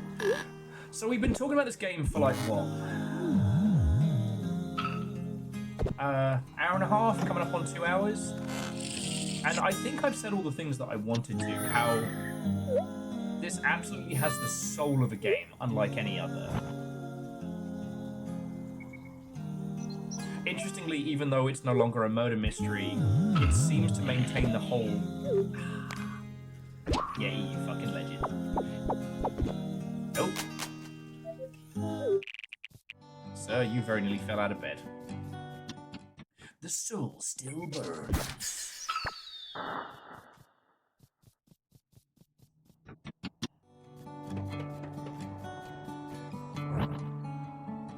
And no, Fred, it is terrifying that there are too many good games right now, which is also where the tantalizing mystery of what happens when you if you can finish this game 24 times, if you can if you can build every universe in your own little part of the multiverse, your own little bit of fun, what does that equate to?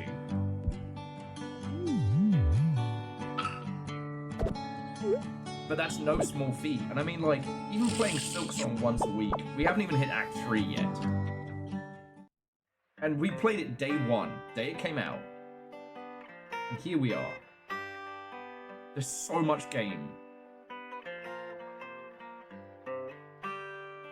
But this does make for a frightening little, like, concept of, like, if we did all that,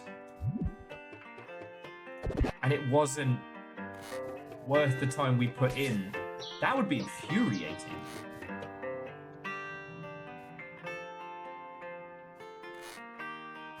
Ooh, okay, so there are... Wait, no, we already opened this up.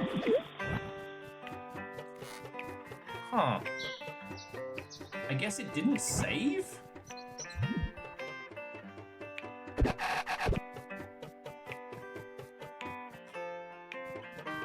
Okay.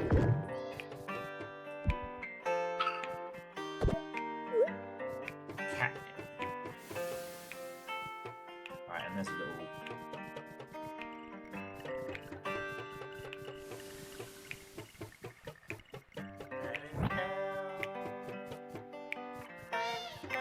And I guess, yeah, one of the things I really like about this is that you've been sharing it with us. But, like... There are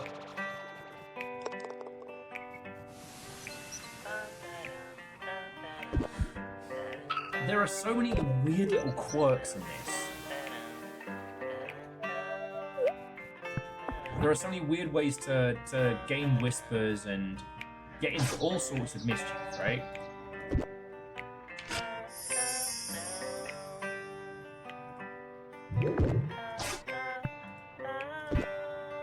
Like, one of the things that everybody complimented, obviously the original Zelda, but then Breath of the Wild and stuff,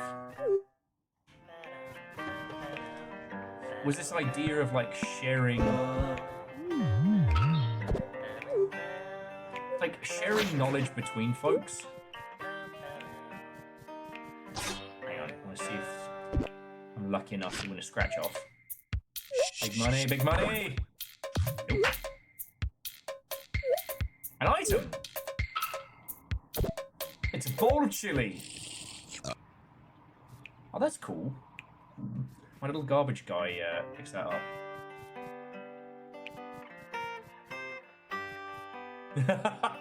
Yeah, it's such bullshit, Fred, that we buy The Legend of Zelda and we have to play as this mute dingus called Lunk. Like, what's his fucking deal?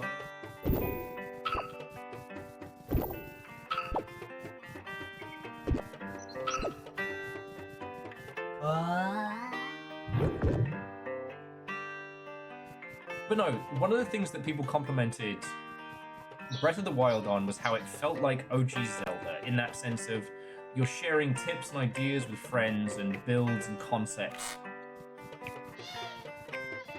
Yeah, Fred, do you know he can't even speak?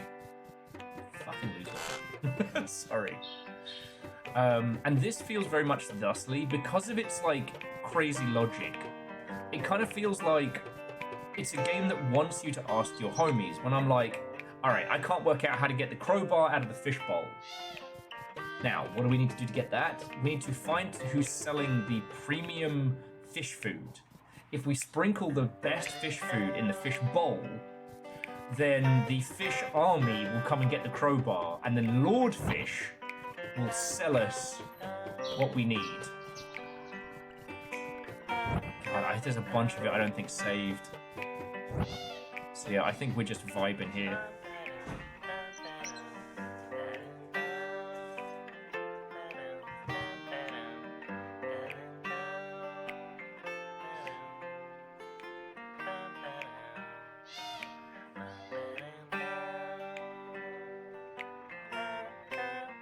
Sorry, you know what? The other thing about this game's kind of like relaxing vibe is I'm sure you've noticed I keep losing my train of thought. Because, like, Fred, if this ends up being a 2D game, like, I would genuinely be interested if you want to join in for this one. Like, you do your playthrough, I'll do one on stream, and then we'll go from there.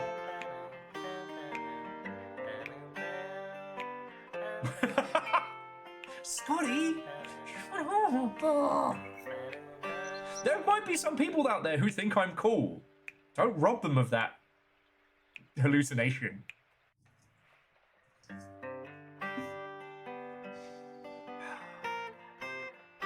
you know what I will say? This isn't a winter game. This is a summer game. Like, I kind of wish I'd started playing this in those really hot nights when you can't sleep. You don't want to play anything complicated. You don't want to play a shoot or anything like that.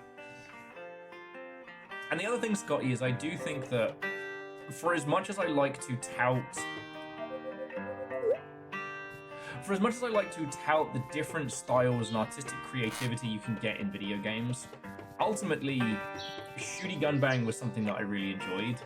And it was games like Deus Ex and Thief and things like that that said, oh no, you can play a first-person game. You can be in that space, and it can be something more than just putting bullets into faces. I kind of got frustrated the other day when we were talking about like Alice Madness Returns and stuff, and how I would love for the team who made that to go back to the original Alice and make a sequel based on that.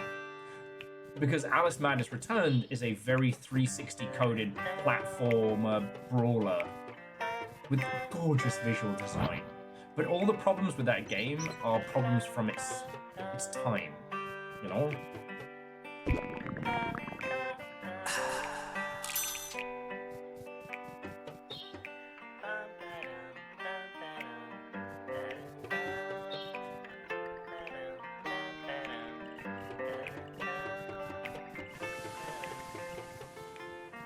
Alright, we might just progress the story a little bit while we're nattering.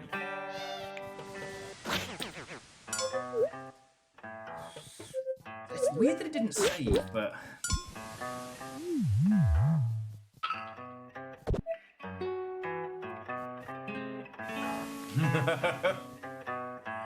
Oh, so Fred, I actually love Factorio and City Builders, but you don't want to see me make Factorio. I would give people here like some kind of aneurysm.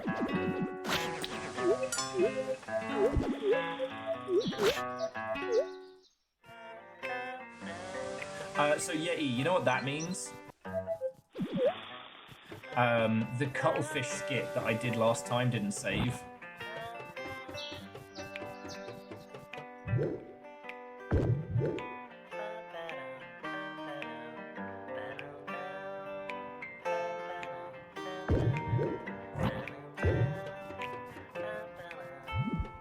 And sorry, for those who didn't see it previously, I don't mean to be skipping dialogue as quite as heavy.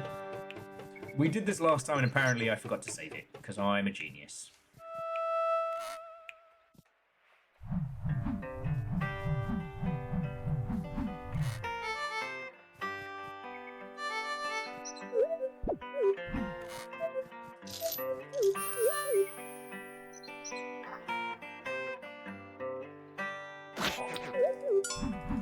Yeah, don't open that door. It's Moon's multiversal machine. No, Fred, the music is ridiculously soothing.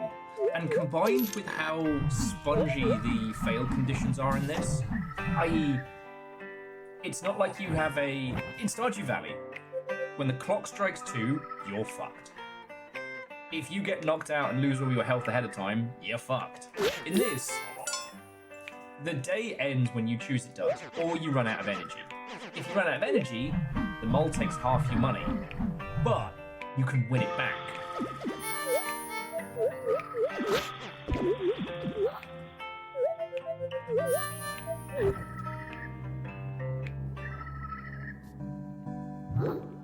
Okay.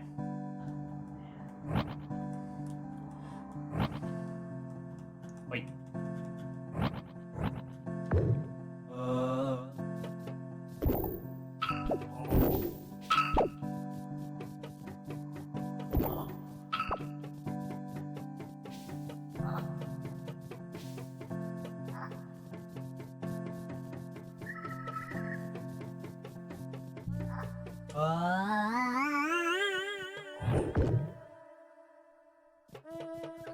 don't think we're gonna get lucky this time.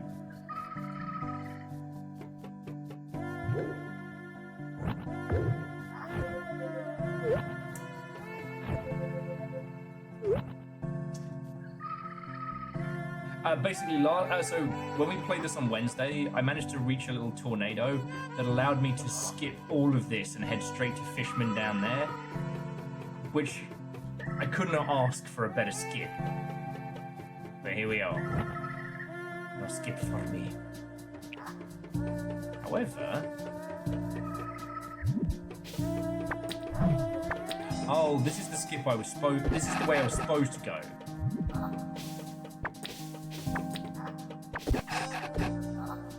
Alright, well here we go, Yeti. I can earn my stripes today.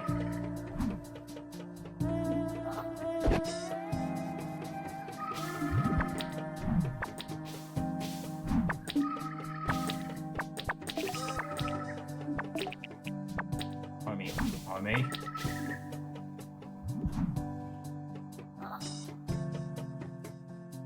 There we go. So Austin says, I have to imagine Stardew has some dystopian implant on the farmer's poor head. Yeah. Well, also that idea of, like, most of the farmers I know work way too hard on the regular anyway. Oh, alright. Hang on a sec, friends. I'm gonna crack in the bevy. Does anyone want anything from the kitchen?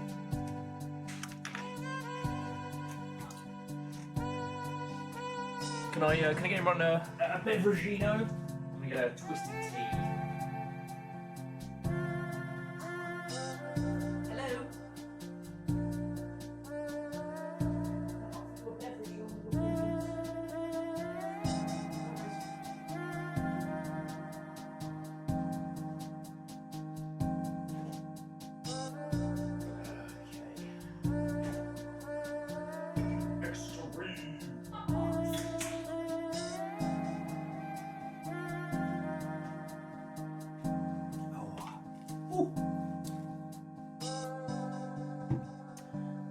Friends, miscreants and longshipians, the Twisted Tea Extreme. Oh, Vanderbeest, we didn't do pumpkin pie. I don't know, what does that say about me as a person? Did potatoes? Do you want a cold potato? Not a raw potato, obviously. Okay, now talk to Big Fish. So Big Fish is going to give us a dried cuttlefish for the parakeet. And now, if we can find whoever's selling the best fish food, we can then do the other ones.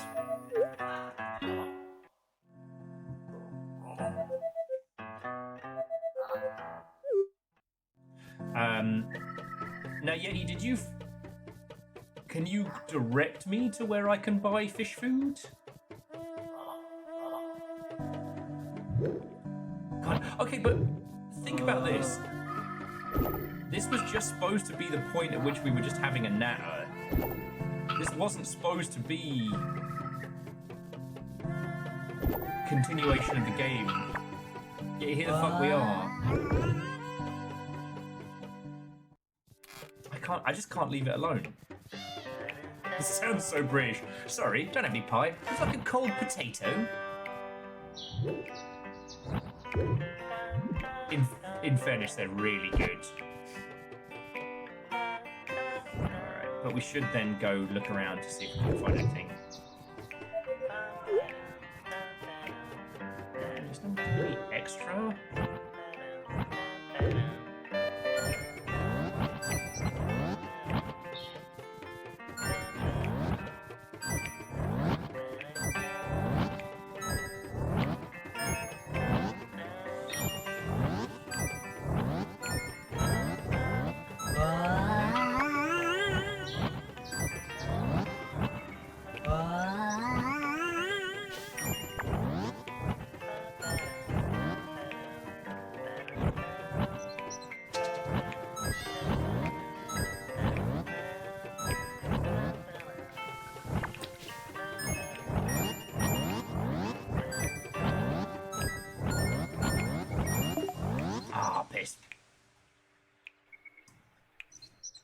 I mean, I couldn't do streams of it, just for the same reason that it's just too relaxing, but if any game proved you could do that, it's fucking,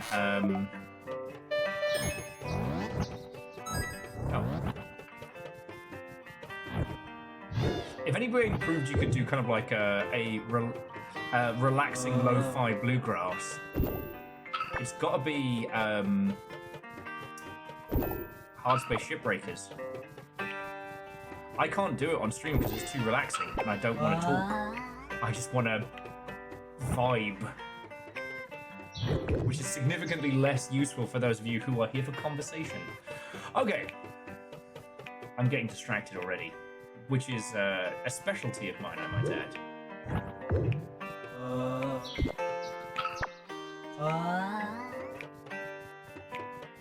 Here we are, in the island of 24 killers. I think the reason why I kept spending so much time describing this in the same vein as that that Digimon game, is because that was a summer game I played. I got it fucking cheap from GameStation. I played a whole bunch of it because there wasn't anything else to be playing. Like Little Fire and I were talking earlier today about like the games you played as a youngling that you played obsessively because you didn't have anything else. I was mentioning earlier that Final Fantasy VII Remake has the heart and soul of the original. Little Fire was like, I get it, but she played the original religiously because it was one of 4 games she had as a child. You know, they had a PlayStation, they had 4 games, and that was it. And so the small changes between the two, that soul gets a little different. But then, don't even get me started on Front Mission 3.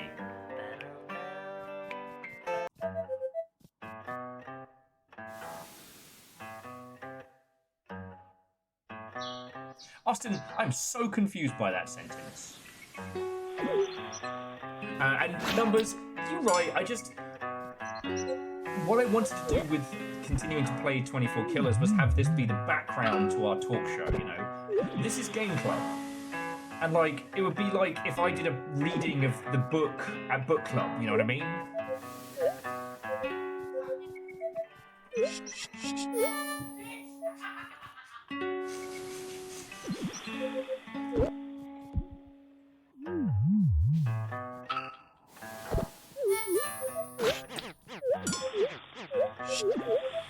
Sorry, I'm skipping over through this one because these were the bits that we did.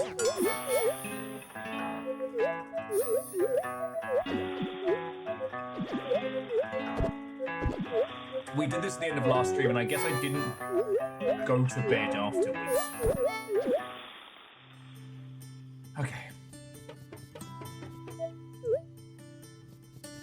Didn't get Gunter's picture. I wonder if I can now. But we'll pop to the coffee shop.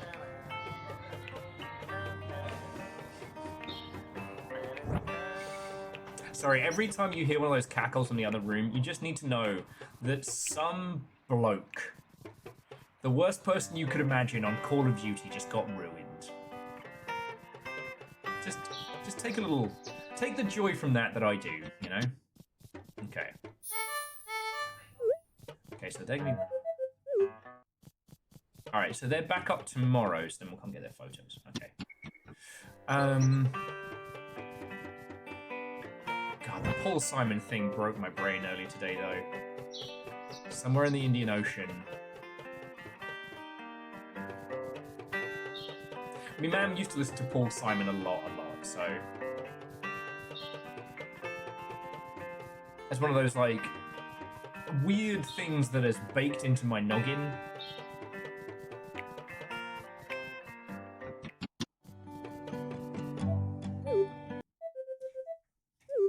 Okay. Bedtime and save time.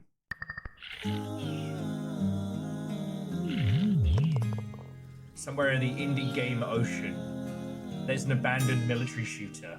God. Alright, this is apropos of nothing, but I'm still obsessed with the idea of trying to do something like Girls' Last Tour. I still think about how Paratropic gives you a gun with an incredibly detailed reload mechanic, as would be something to labor over, pore over. The kind of thing a shooty gun bangsmith like myself would be like, fuck yeah, that's a cool gun, because that's how I sound. And then it never has you fight anyone. You can use it to shoot out cameras at one point, but you never use it for its intended purpose. If you've never seen it, Girls Last Tour is a post-apocalyptic anime about these two very moe girls on a, what's it called, a half-track, going on a tour of this, like, forgotten wasteland, these impossible areas, these impossible megastructures, and all sorts.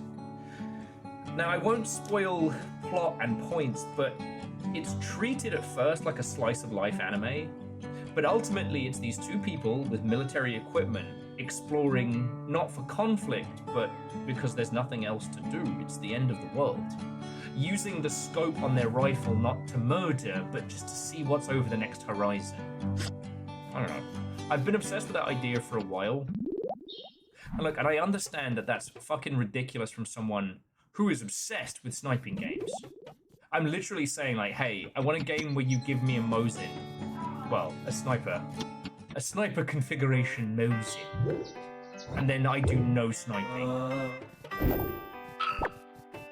But...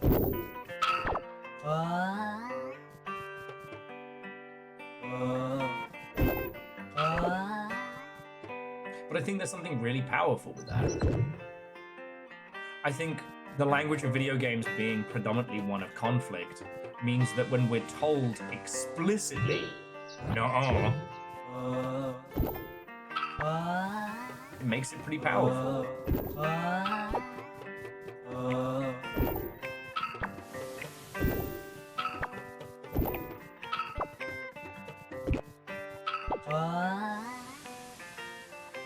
If you want to play a sniping game without sniping, play Pokemon Snap. Is Pokemon Snap the best sniping video game? Tonight, me and Fred discuss. And do you think Floydo would let us have Will and Fred's Excellent Adventure back?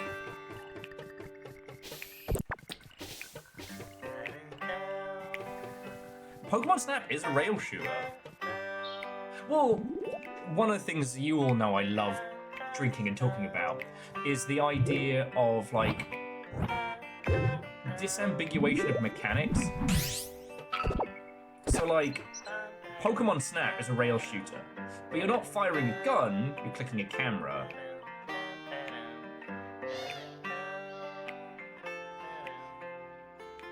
I mean, Cold Ankles, I think in this current climate, you could actually make a game like that, where if you sit in a bush for 3 hours, you can find your target. I think you would need to have that be something special for people who are weirdo sickos like me. But it's kind of like in Whoopo, where if you... for those who didn't play it, Whoopo is one of my favorites. It's in the Great Hall for a reason. It looks like a kid's game. It isn't. There is a carnival in-game where you have to pay to go on the different rides, and one of them is a what's supposed to be like an immersion chamber. See sight beyond sight. It's a fucking closet painted black, and that's it. And so if you go in and you stay there for a little bit of time, it's fucking shite. And you can come out and complain, and the guy's like, as advertised, and you can want to punch him in the noggin. Like, that's all fine. But if you stay in there for, I think it's 15 minutes without moving, you start seeing shapes in the darkness. Because it's a 2D game, you're a little blob. And the shapes in the darkness tend to take form, and eventually you get to fight this, like, nightmare tier apocalyptic boss. You know, your hallucinations come to life. It's fucking cool. One of the things about the current era that we are in is that there are people out there, sickos like me, who will go hard on these games and will share that knowledge and revel in it. I mean, Jesus. Jesus doesn't work here. the amount of time we've spent with Rain World, which is a truly sadistic game. For a story of, you know, cycles and forgiveness and, you know, overcoming the kind of things few could truly understand. Like, Rain World really is something special. If I'd played it by myself, if we're being perfectly honest, I probably would have played it for a bit and then gone, yeah, nah. Yeah, nah.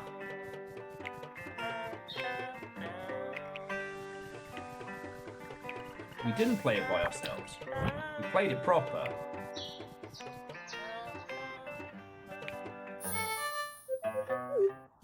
Okay, so what the fuck is this?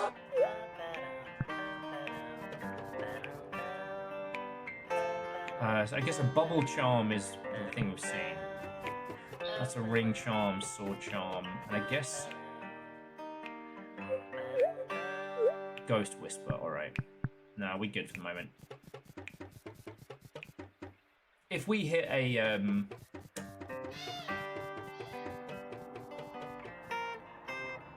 if we hit a blood moon, I can stack up on those. Yeah, no, it was Rain World's slogan when they were under Adult Swim. Yeah. Did I tell you all, I hung with, well, me and Littlefire met Steve Gee, who was like the fucking guy at Adult Swim when we were at PAX. He was helping rep the Tokyo Highway Challenge game on Steam. It was so fucking cool. Always a great reminder that there are so many people in the games industry whose names aren't sung, who are fucking powerhouses. Okay, Yeti, is there anything you want to say on 24 Killers before you tap out? Because I don't imagine we've got much left in this. I'm not saying our stream ends for tonight. Maybe we'll raid into Littlefire's chaos. Maybe we'll make some chaos of our own. But think of it like this.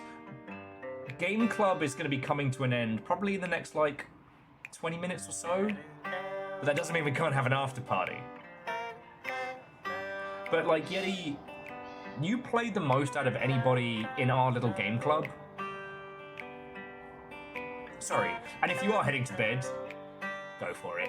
I'll natter for the next 20 minutes. I realise I'm jumping on people as they're like, Will, I've got to go to bed. No, but please tell me in great length your feelings on this video game. Will, fuck's sake, Will, I want to sleep. Yeah, but what if you have another bevy and talk more about art?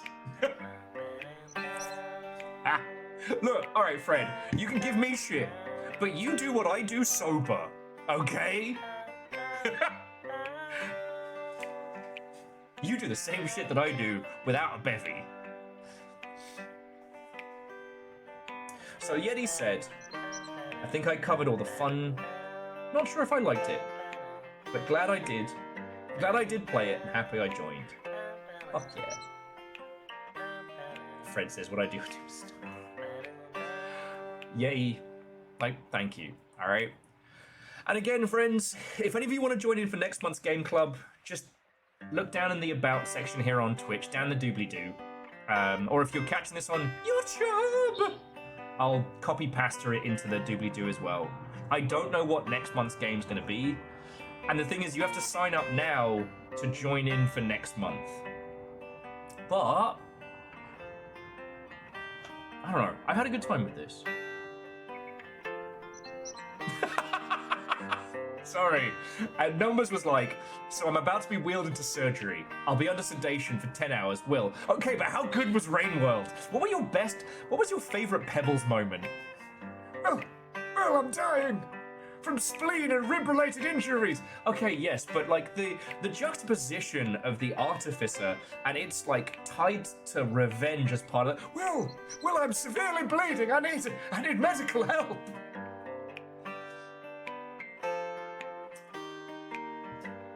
Do you have any games on sale that you think deserve a shout out?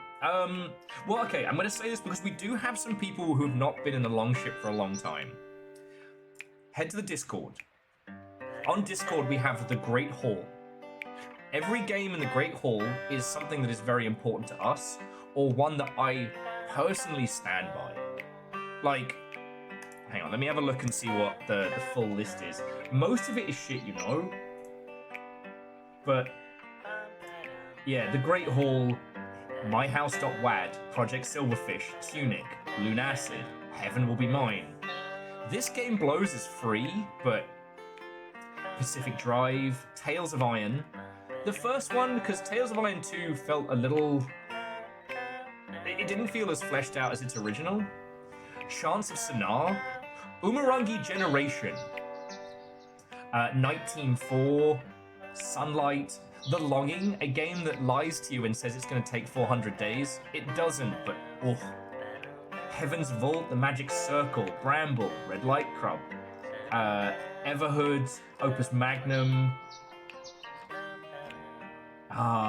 good old Blight of Immortal, The Hex, Unfortunate Spacemen, Soma, One Shot, Whoopo, Subnautica, and of course, Blackout Club. The Blackout Club's a hard one because the things that we did are gone, and so you're kind of playing in the remnants of what was. But also Rain World and Hollow Knight. Like, that's a good jumping off point. If you need more, I mean, shit, I guess it's Black Friday? And oh no, I have to talk about video games that you all might like. However will I cope? Oh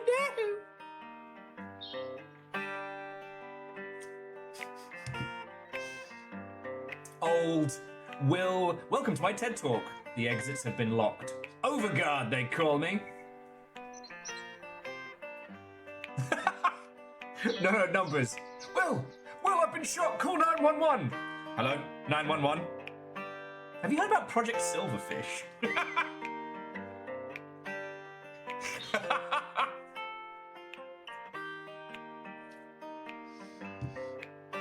Okay, so we've got 15 minutes or so. Actually, let me snooze so I fucking save what we've done. Oh, actually, I haven't done anything. We've got about 15 minutes before we start looking at like what the rest of the night is going to be. We still haven't found the person who makes the fucking fish food.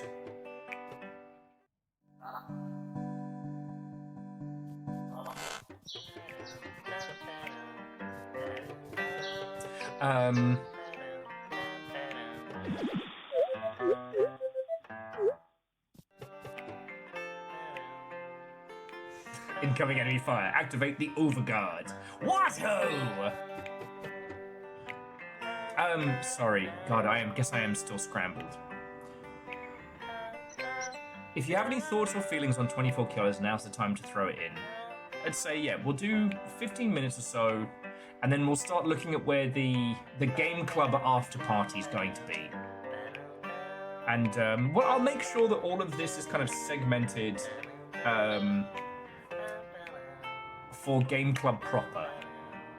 So people who are just looking for like 24 Killers deconstruction and stuff like that. Ultimately, friends, the thing to remember is like, this was predominantly one person's passion project as the tip of the spear. They launched this off the back of a $5,000 Kickstarter, which is fucking unheard of. They made the music, they wrote this thing, they put it together. And however you feel about it, you have to acknowledge that, like, it's something special.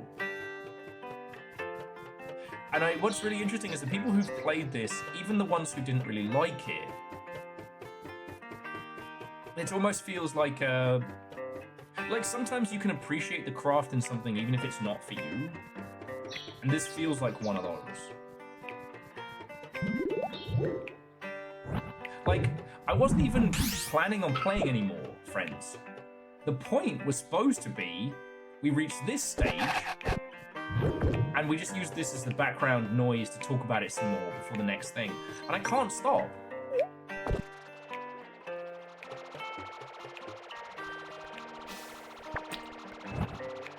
Like, I'm not entirely sure to what degree that is a compliment and otherwise. And I don't know how well this whole thing lasts from place to place. Well, see, Immortal then, that's the thing. this wears its inspiration to Moon on its shoulder. Not on its sleeve, but almost as like a resplendent pauldron.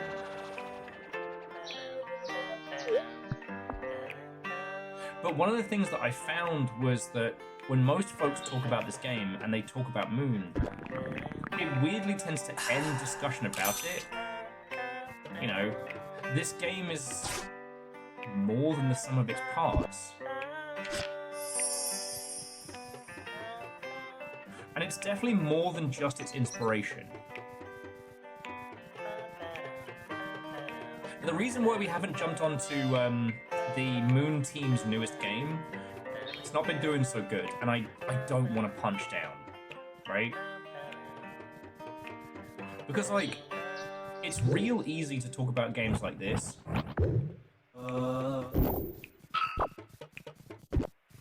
But it's also very easy to forget that, like, Moon and the Ilk have inspired games that have now changed the industry. I don't care who the fuck you are. You know what Undertale is. You know where Undertale has come from. And that's a lot of pressure to sit with. Is that a fish?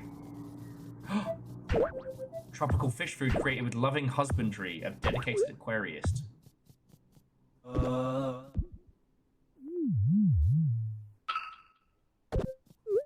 Okay. Something caught your eye? Tell your friends. Are they all fighting?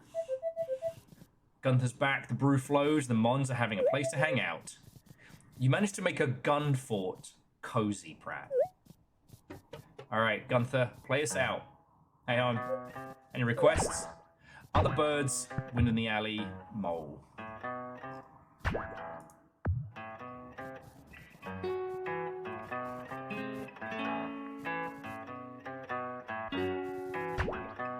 Let's go with other birds. There we go.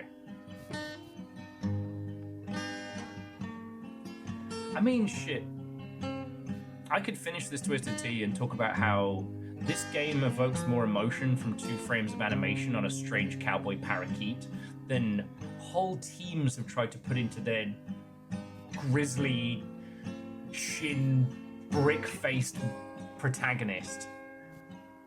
I could talk about how there are so many games that want to sit here and say, we're so cozy. They're not. Highway.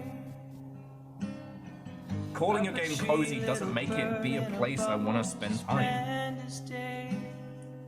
You know, cozy's become such a thrown around term. It's a warm blanket on a winter evening. It's snuggling down with a cup of something special.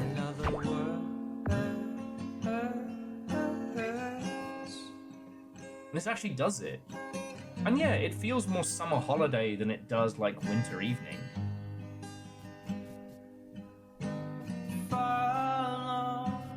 So many other games want to tell you. They want to tell you that they are this experience, not actually do it. Every note is a little bit colder than the other bird.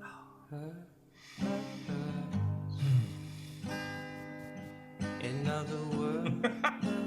God damn it, Fred. Yeah, I'll have to ask Floydo if we can do Will and Fred's Excellent Adventures again. Okay. I'm gonna throw in one more song from Gunter.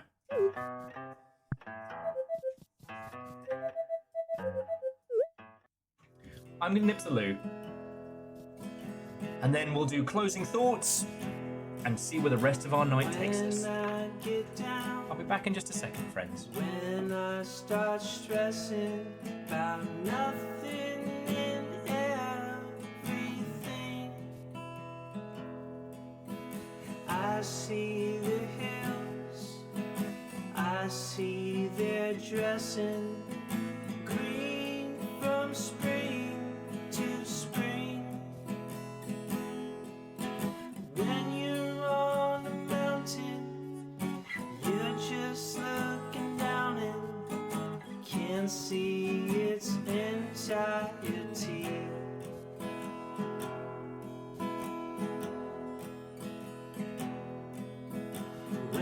things get big, when things get heavy, I start to feeling stuck. I found it helps to get in my Chevy, drive around this old pickup truck. 'Cause when you're on a mountain, you're just looking down and can't see its entirety.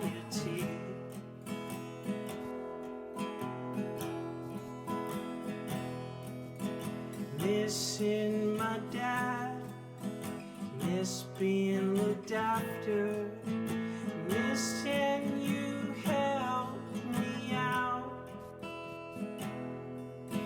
Hearing the birds, Okay. oh, it starts my laughter. They've got Here's all. nothing to worry about. When you're on a mountain, you're just... And that was the coffee shop. Right.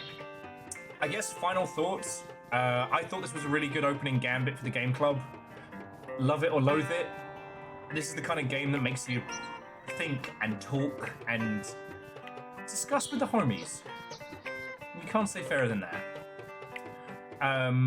Again, if you would like to consider joining the game club, check the stuff down the doobly-doo. There's a little partner link, or save some cash if you wanna. I don't know what next month's game will be. I hope you'll come with us. We'll be doing the same thing, but I will probably... There we go, sprinkle the flakes.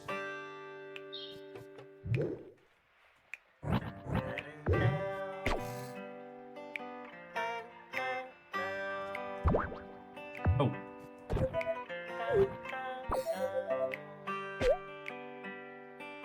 There we go.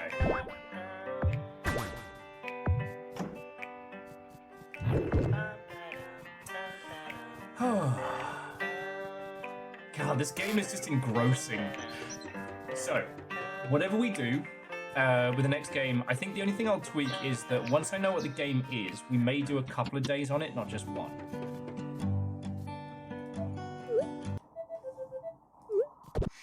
Because the only thing I would have liked to have done is had the opportunity to try and finish this a couple of times. Seeing how the rhythm of this plays through once you've finished it at least once.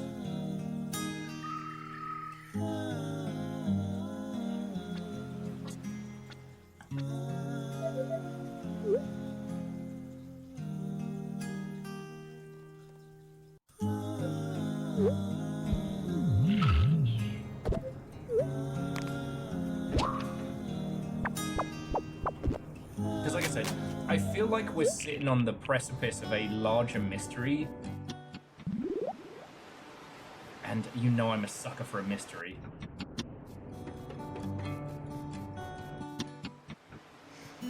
If anybody has any, like, final thoughts or feels, like, now is the time to do it. And Dustin, yeah, it's so soothing, and it all comes into that same kind of vibes for days. One of the things that Little Fire and I share an agreement on is that the word cozy means nothing right now. A game that says it's cozy, that doesn't mean shit about shit. It's a marketing term that's thrown around because it gets coverage. And I'm not dissing on cozy games. I love the fact that we're having this cozy game resurgence, that we have so many games that are... Cozy is a very sturdy term. God damn it, Fred!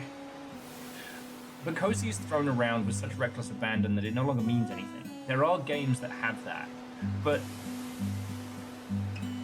like I said, I think cozy is a nothing term, but this is a place that I'm happy to just be. I'm happy to just trundle around. Like, honestly, I get the energy meter. The energy meter is to stop users from being frustrated with every day. You know what I mean? It's not like with disco pop where it's trying to make a puzzle where we have to do the most amount of things in the least amount of moves, because it lets us bulk our energy out. We can actually get to the point in this game where energy isn't even a consequence. It's more like the food and water in the early stages of Subnautica. Like, it's a threat, but it's not a big one. You know what I mean?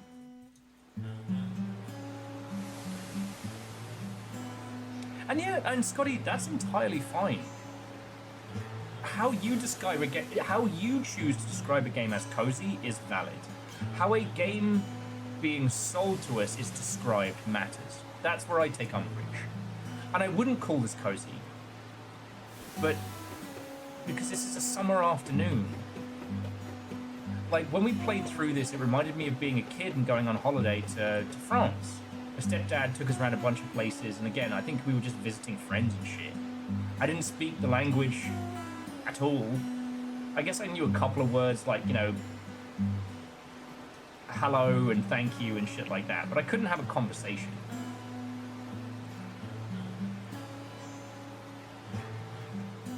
You know what, Verdant? This does have original Animal Crossing vibes, so much more than a lot of other games in that same place.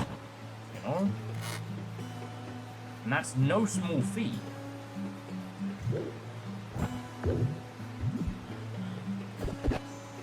Let's go buy a crowbar. Might as well crack a puzzle while we're cracking a bevy.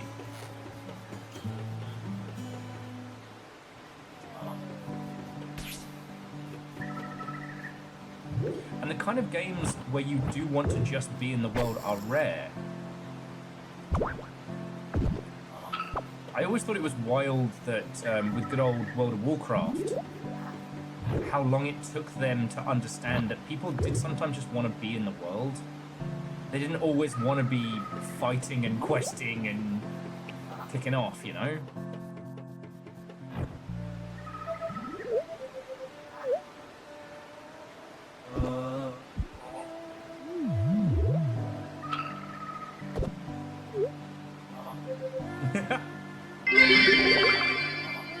I swear a series about a kid getting a mortgage by accident on his family's house and has to save it is a terrible idea. Don't watch Home Alone.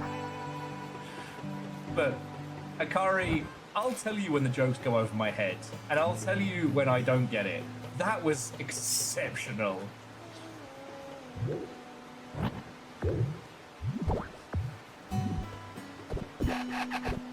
Thank you for the 200 and for the excellent joke. How you doing?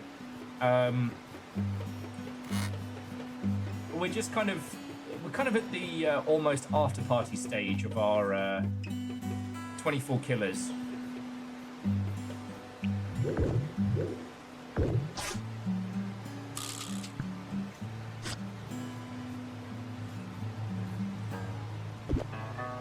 Time to give a crowbar to a worm. He doesn't have hands, don't worry about it.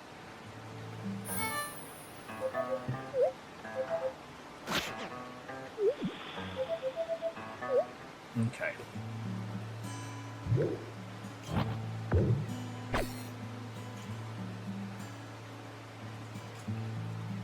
Oh yeah, that's it. We have to organise the ammo and then the supplies. There we go. Why do they need ammo down there? They're fine. Oh, that's way cool. I feel as saying apparently Macaulay Culkin's kids are big fans of Home Alone, but they don't know it's their dad. I mean, one of my favourite stories along that was The Rock getting told to shut up when his kids were watching Moana.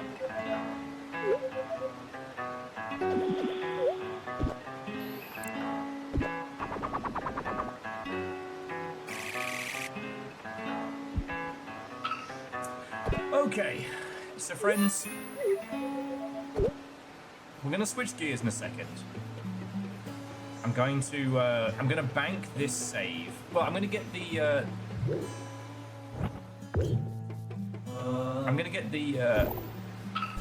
whispers that are available on the island.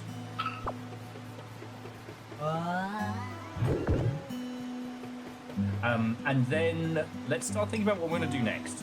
Now, if you want... We have multiple choices, all right? If left to my own devices, I'll be honest, I could quite happily play some very sugary shooty gun bang right about now. I've been kind of craving it. I got a little taste of it yesterday. But the sheer number of really, really good games out right now is frightening. And one of them is a point-and-click quasi-horror game called Feed My Mech, where you control a giant robot through, like, diegetic systems. And it looks really fucking good. Yeah, I know, Fred, it's hard to believe, but here we are. The only problem is that for the shooty gun bang that I want to play, I'm not playing Project Silverfish, not because I don't crave it. Believe me, I crave it. But because I don't want to binge it too hard and then not want to play it anymore.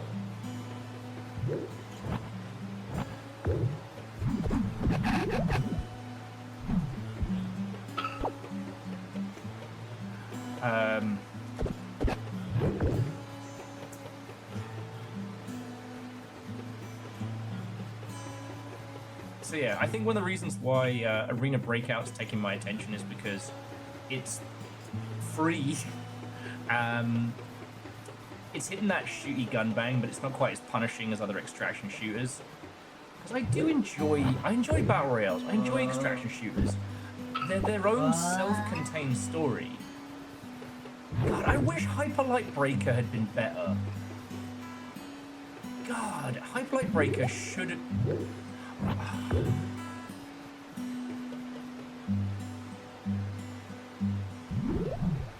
No. Alright, never mind.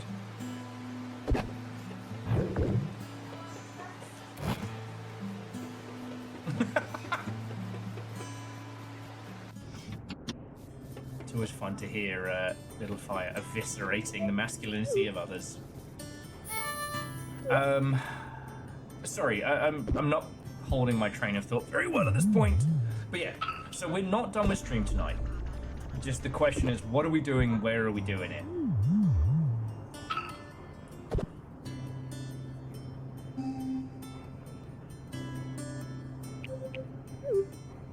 Wait, Wormy can fly? Vernon says, do you ever think about how much it seems to hurt Link when he transforms in Majora's Mask? Actually, yes.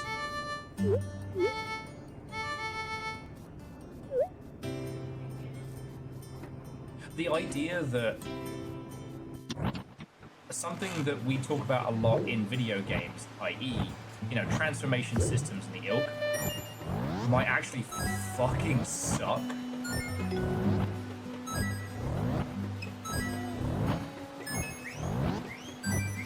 Girls, you have half an hour until it's treat time.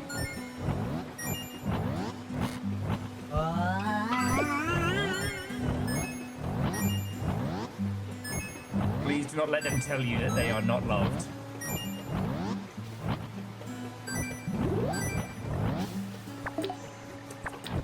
They eat better than any human I know.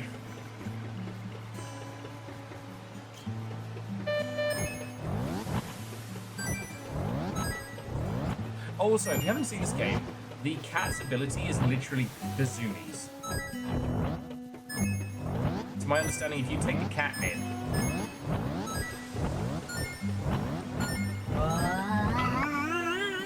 then you just get high-speed zoomies instantly.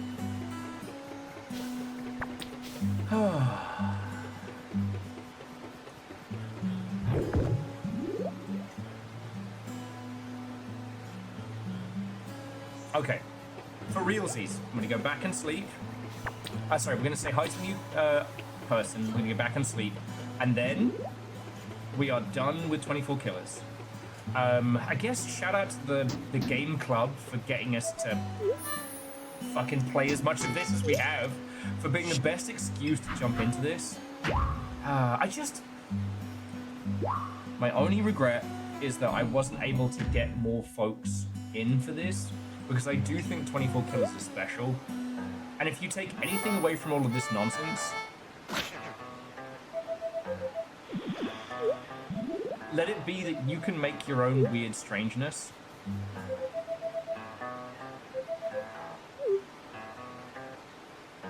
Alright, Wormy, you're on.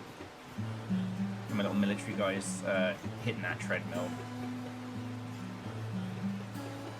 Because here's the thing I've noticed about a lot of your lovely selves.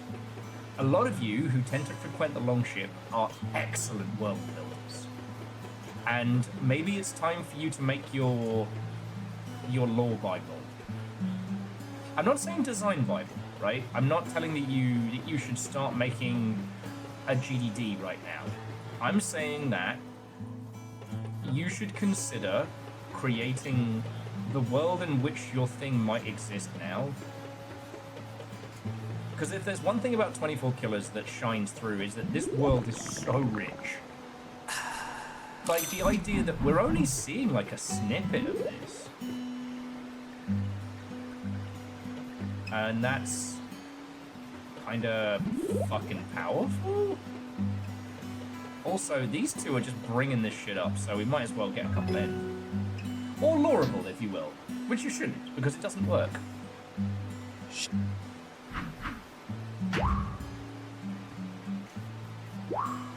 Wait, was that my ghost? Whose ghost is that?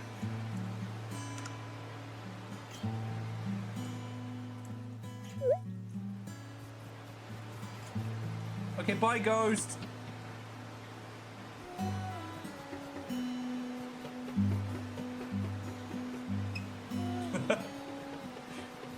Always ready with a gif.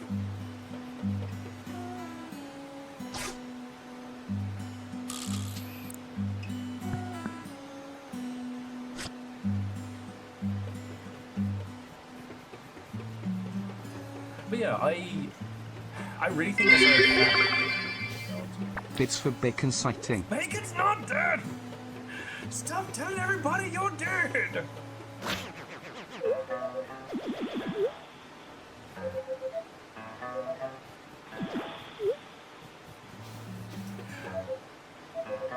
How is it being a ghost? It's fine as long as you don't remember what it was like to be a human.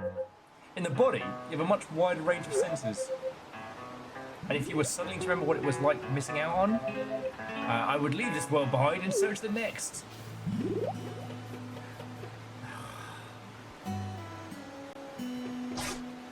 Alright. Alright. Let me go save, and Verdant, we shall consider this dab. Little fight, how did you know? You're killing people!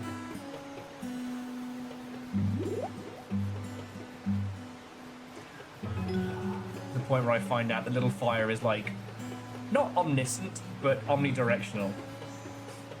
Alright, Verdant, you shall have your dab. Let me crack this open, save it, and then we shall call an end to the 24 Killers segment. That is an ugly ass Moogle. Oh, Tabby!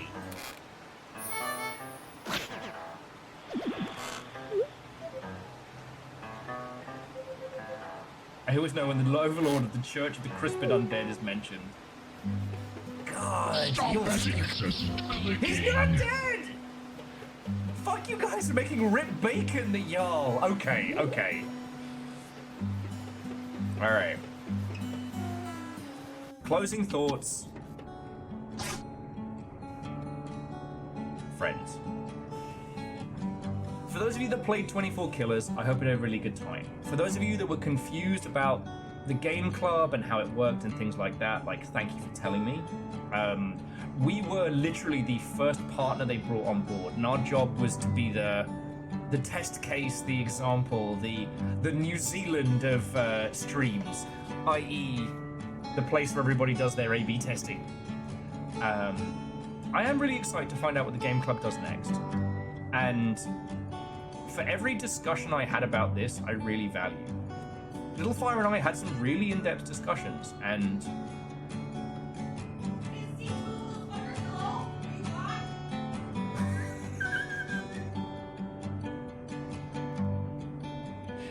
don't help me, I'm exactly where I want to be. Bacon. Fucking there it is. What I would like to say is just that 24 Killers was a perfect game to start with. Oh, was the music drown it out?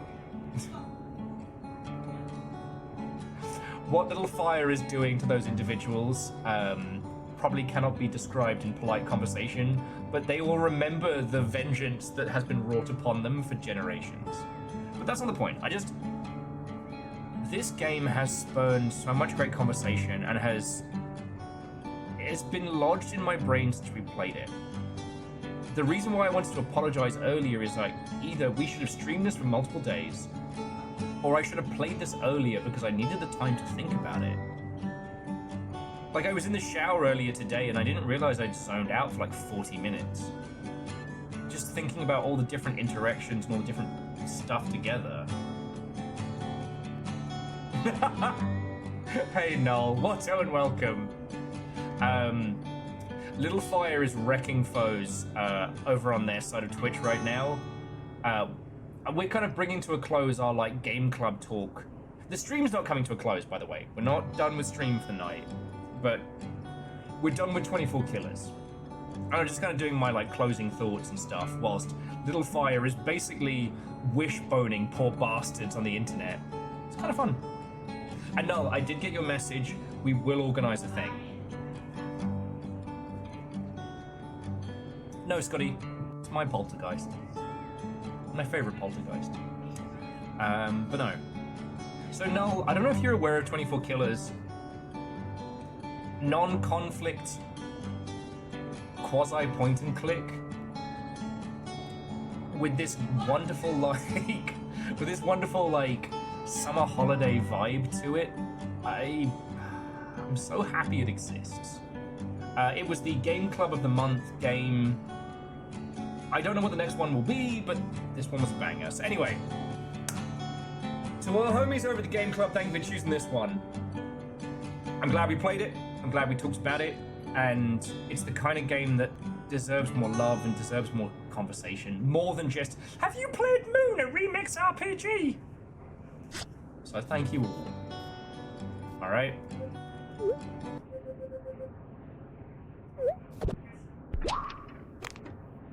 So yeah, once the sleep save game has happened, we'll put on some tunes, we'll have a natter, and we'll see where the rest of the night's going to take us.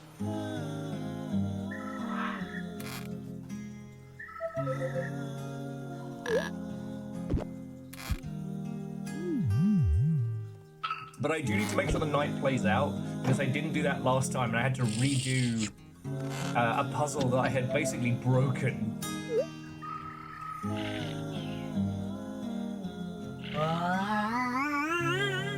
Oh, cool, I'm being haunted by my own ghost. Woo! Bro!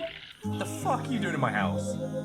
You helped Winrose pass on. I'm ready now, too! Can it wait till tomorrow? Yeah, bro. Just meet me outside the temple. Imagine if all horror games were like, ooh! Mate, can this wait till tomorrow? Sure. You know what? It's fine. Don't even worry about your dead wife. No, have you seen my dead wife jacket? I don't remember if I wore that to GDC that year.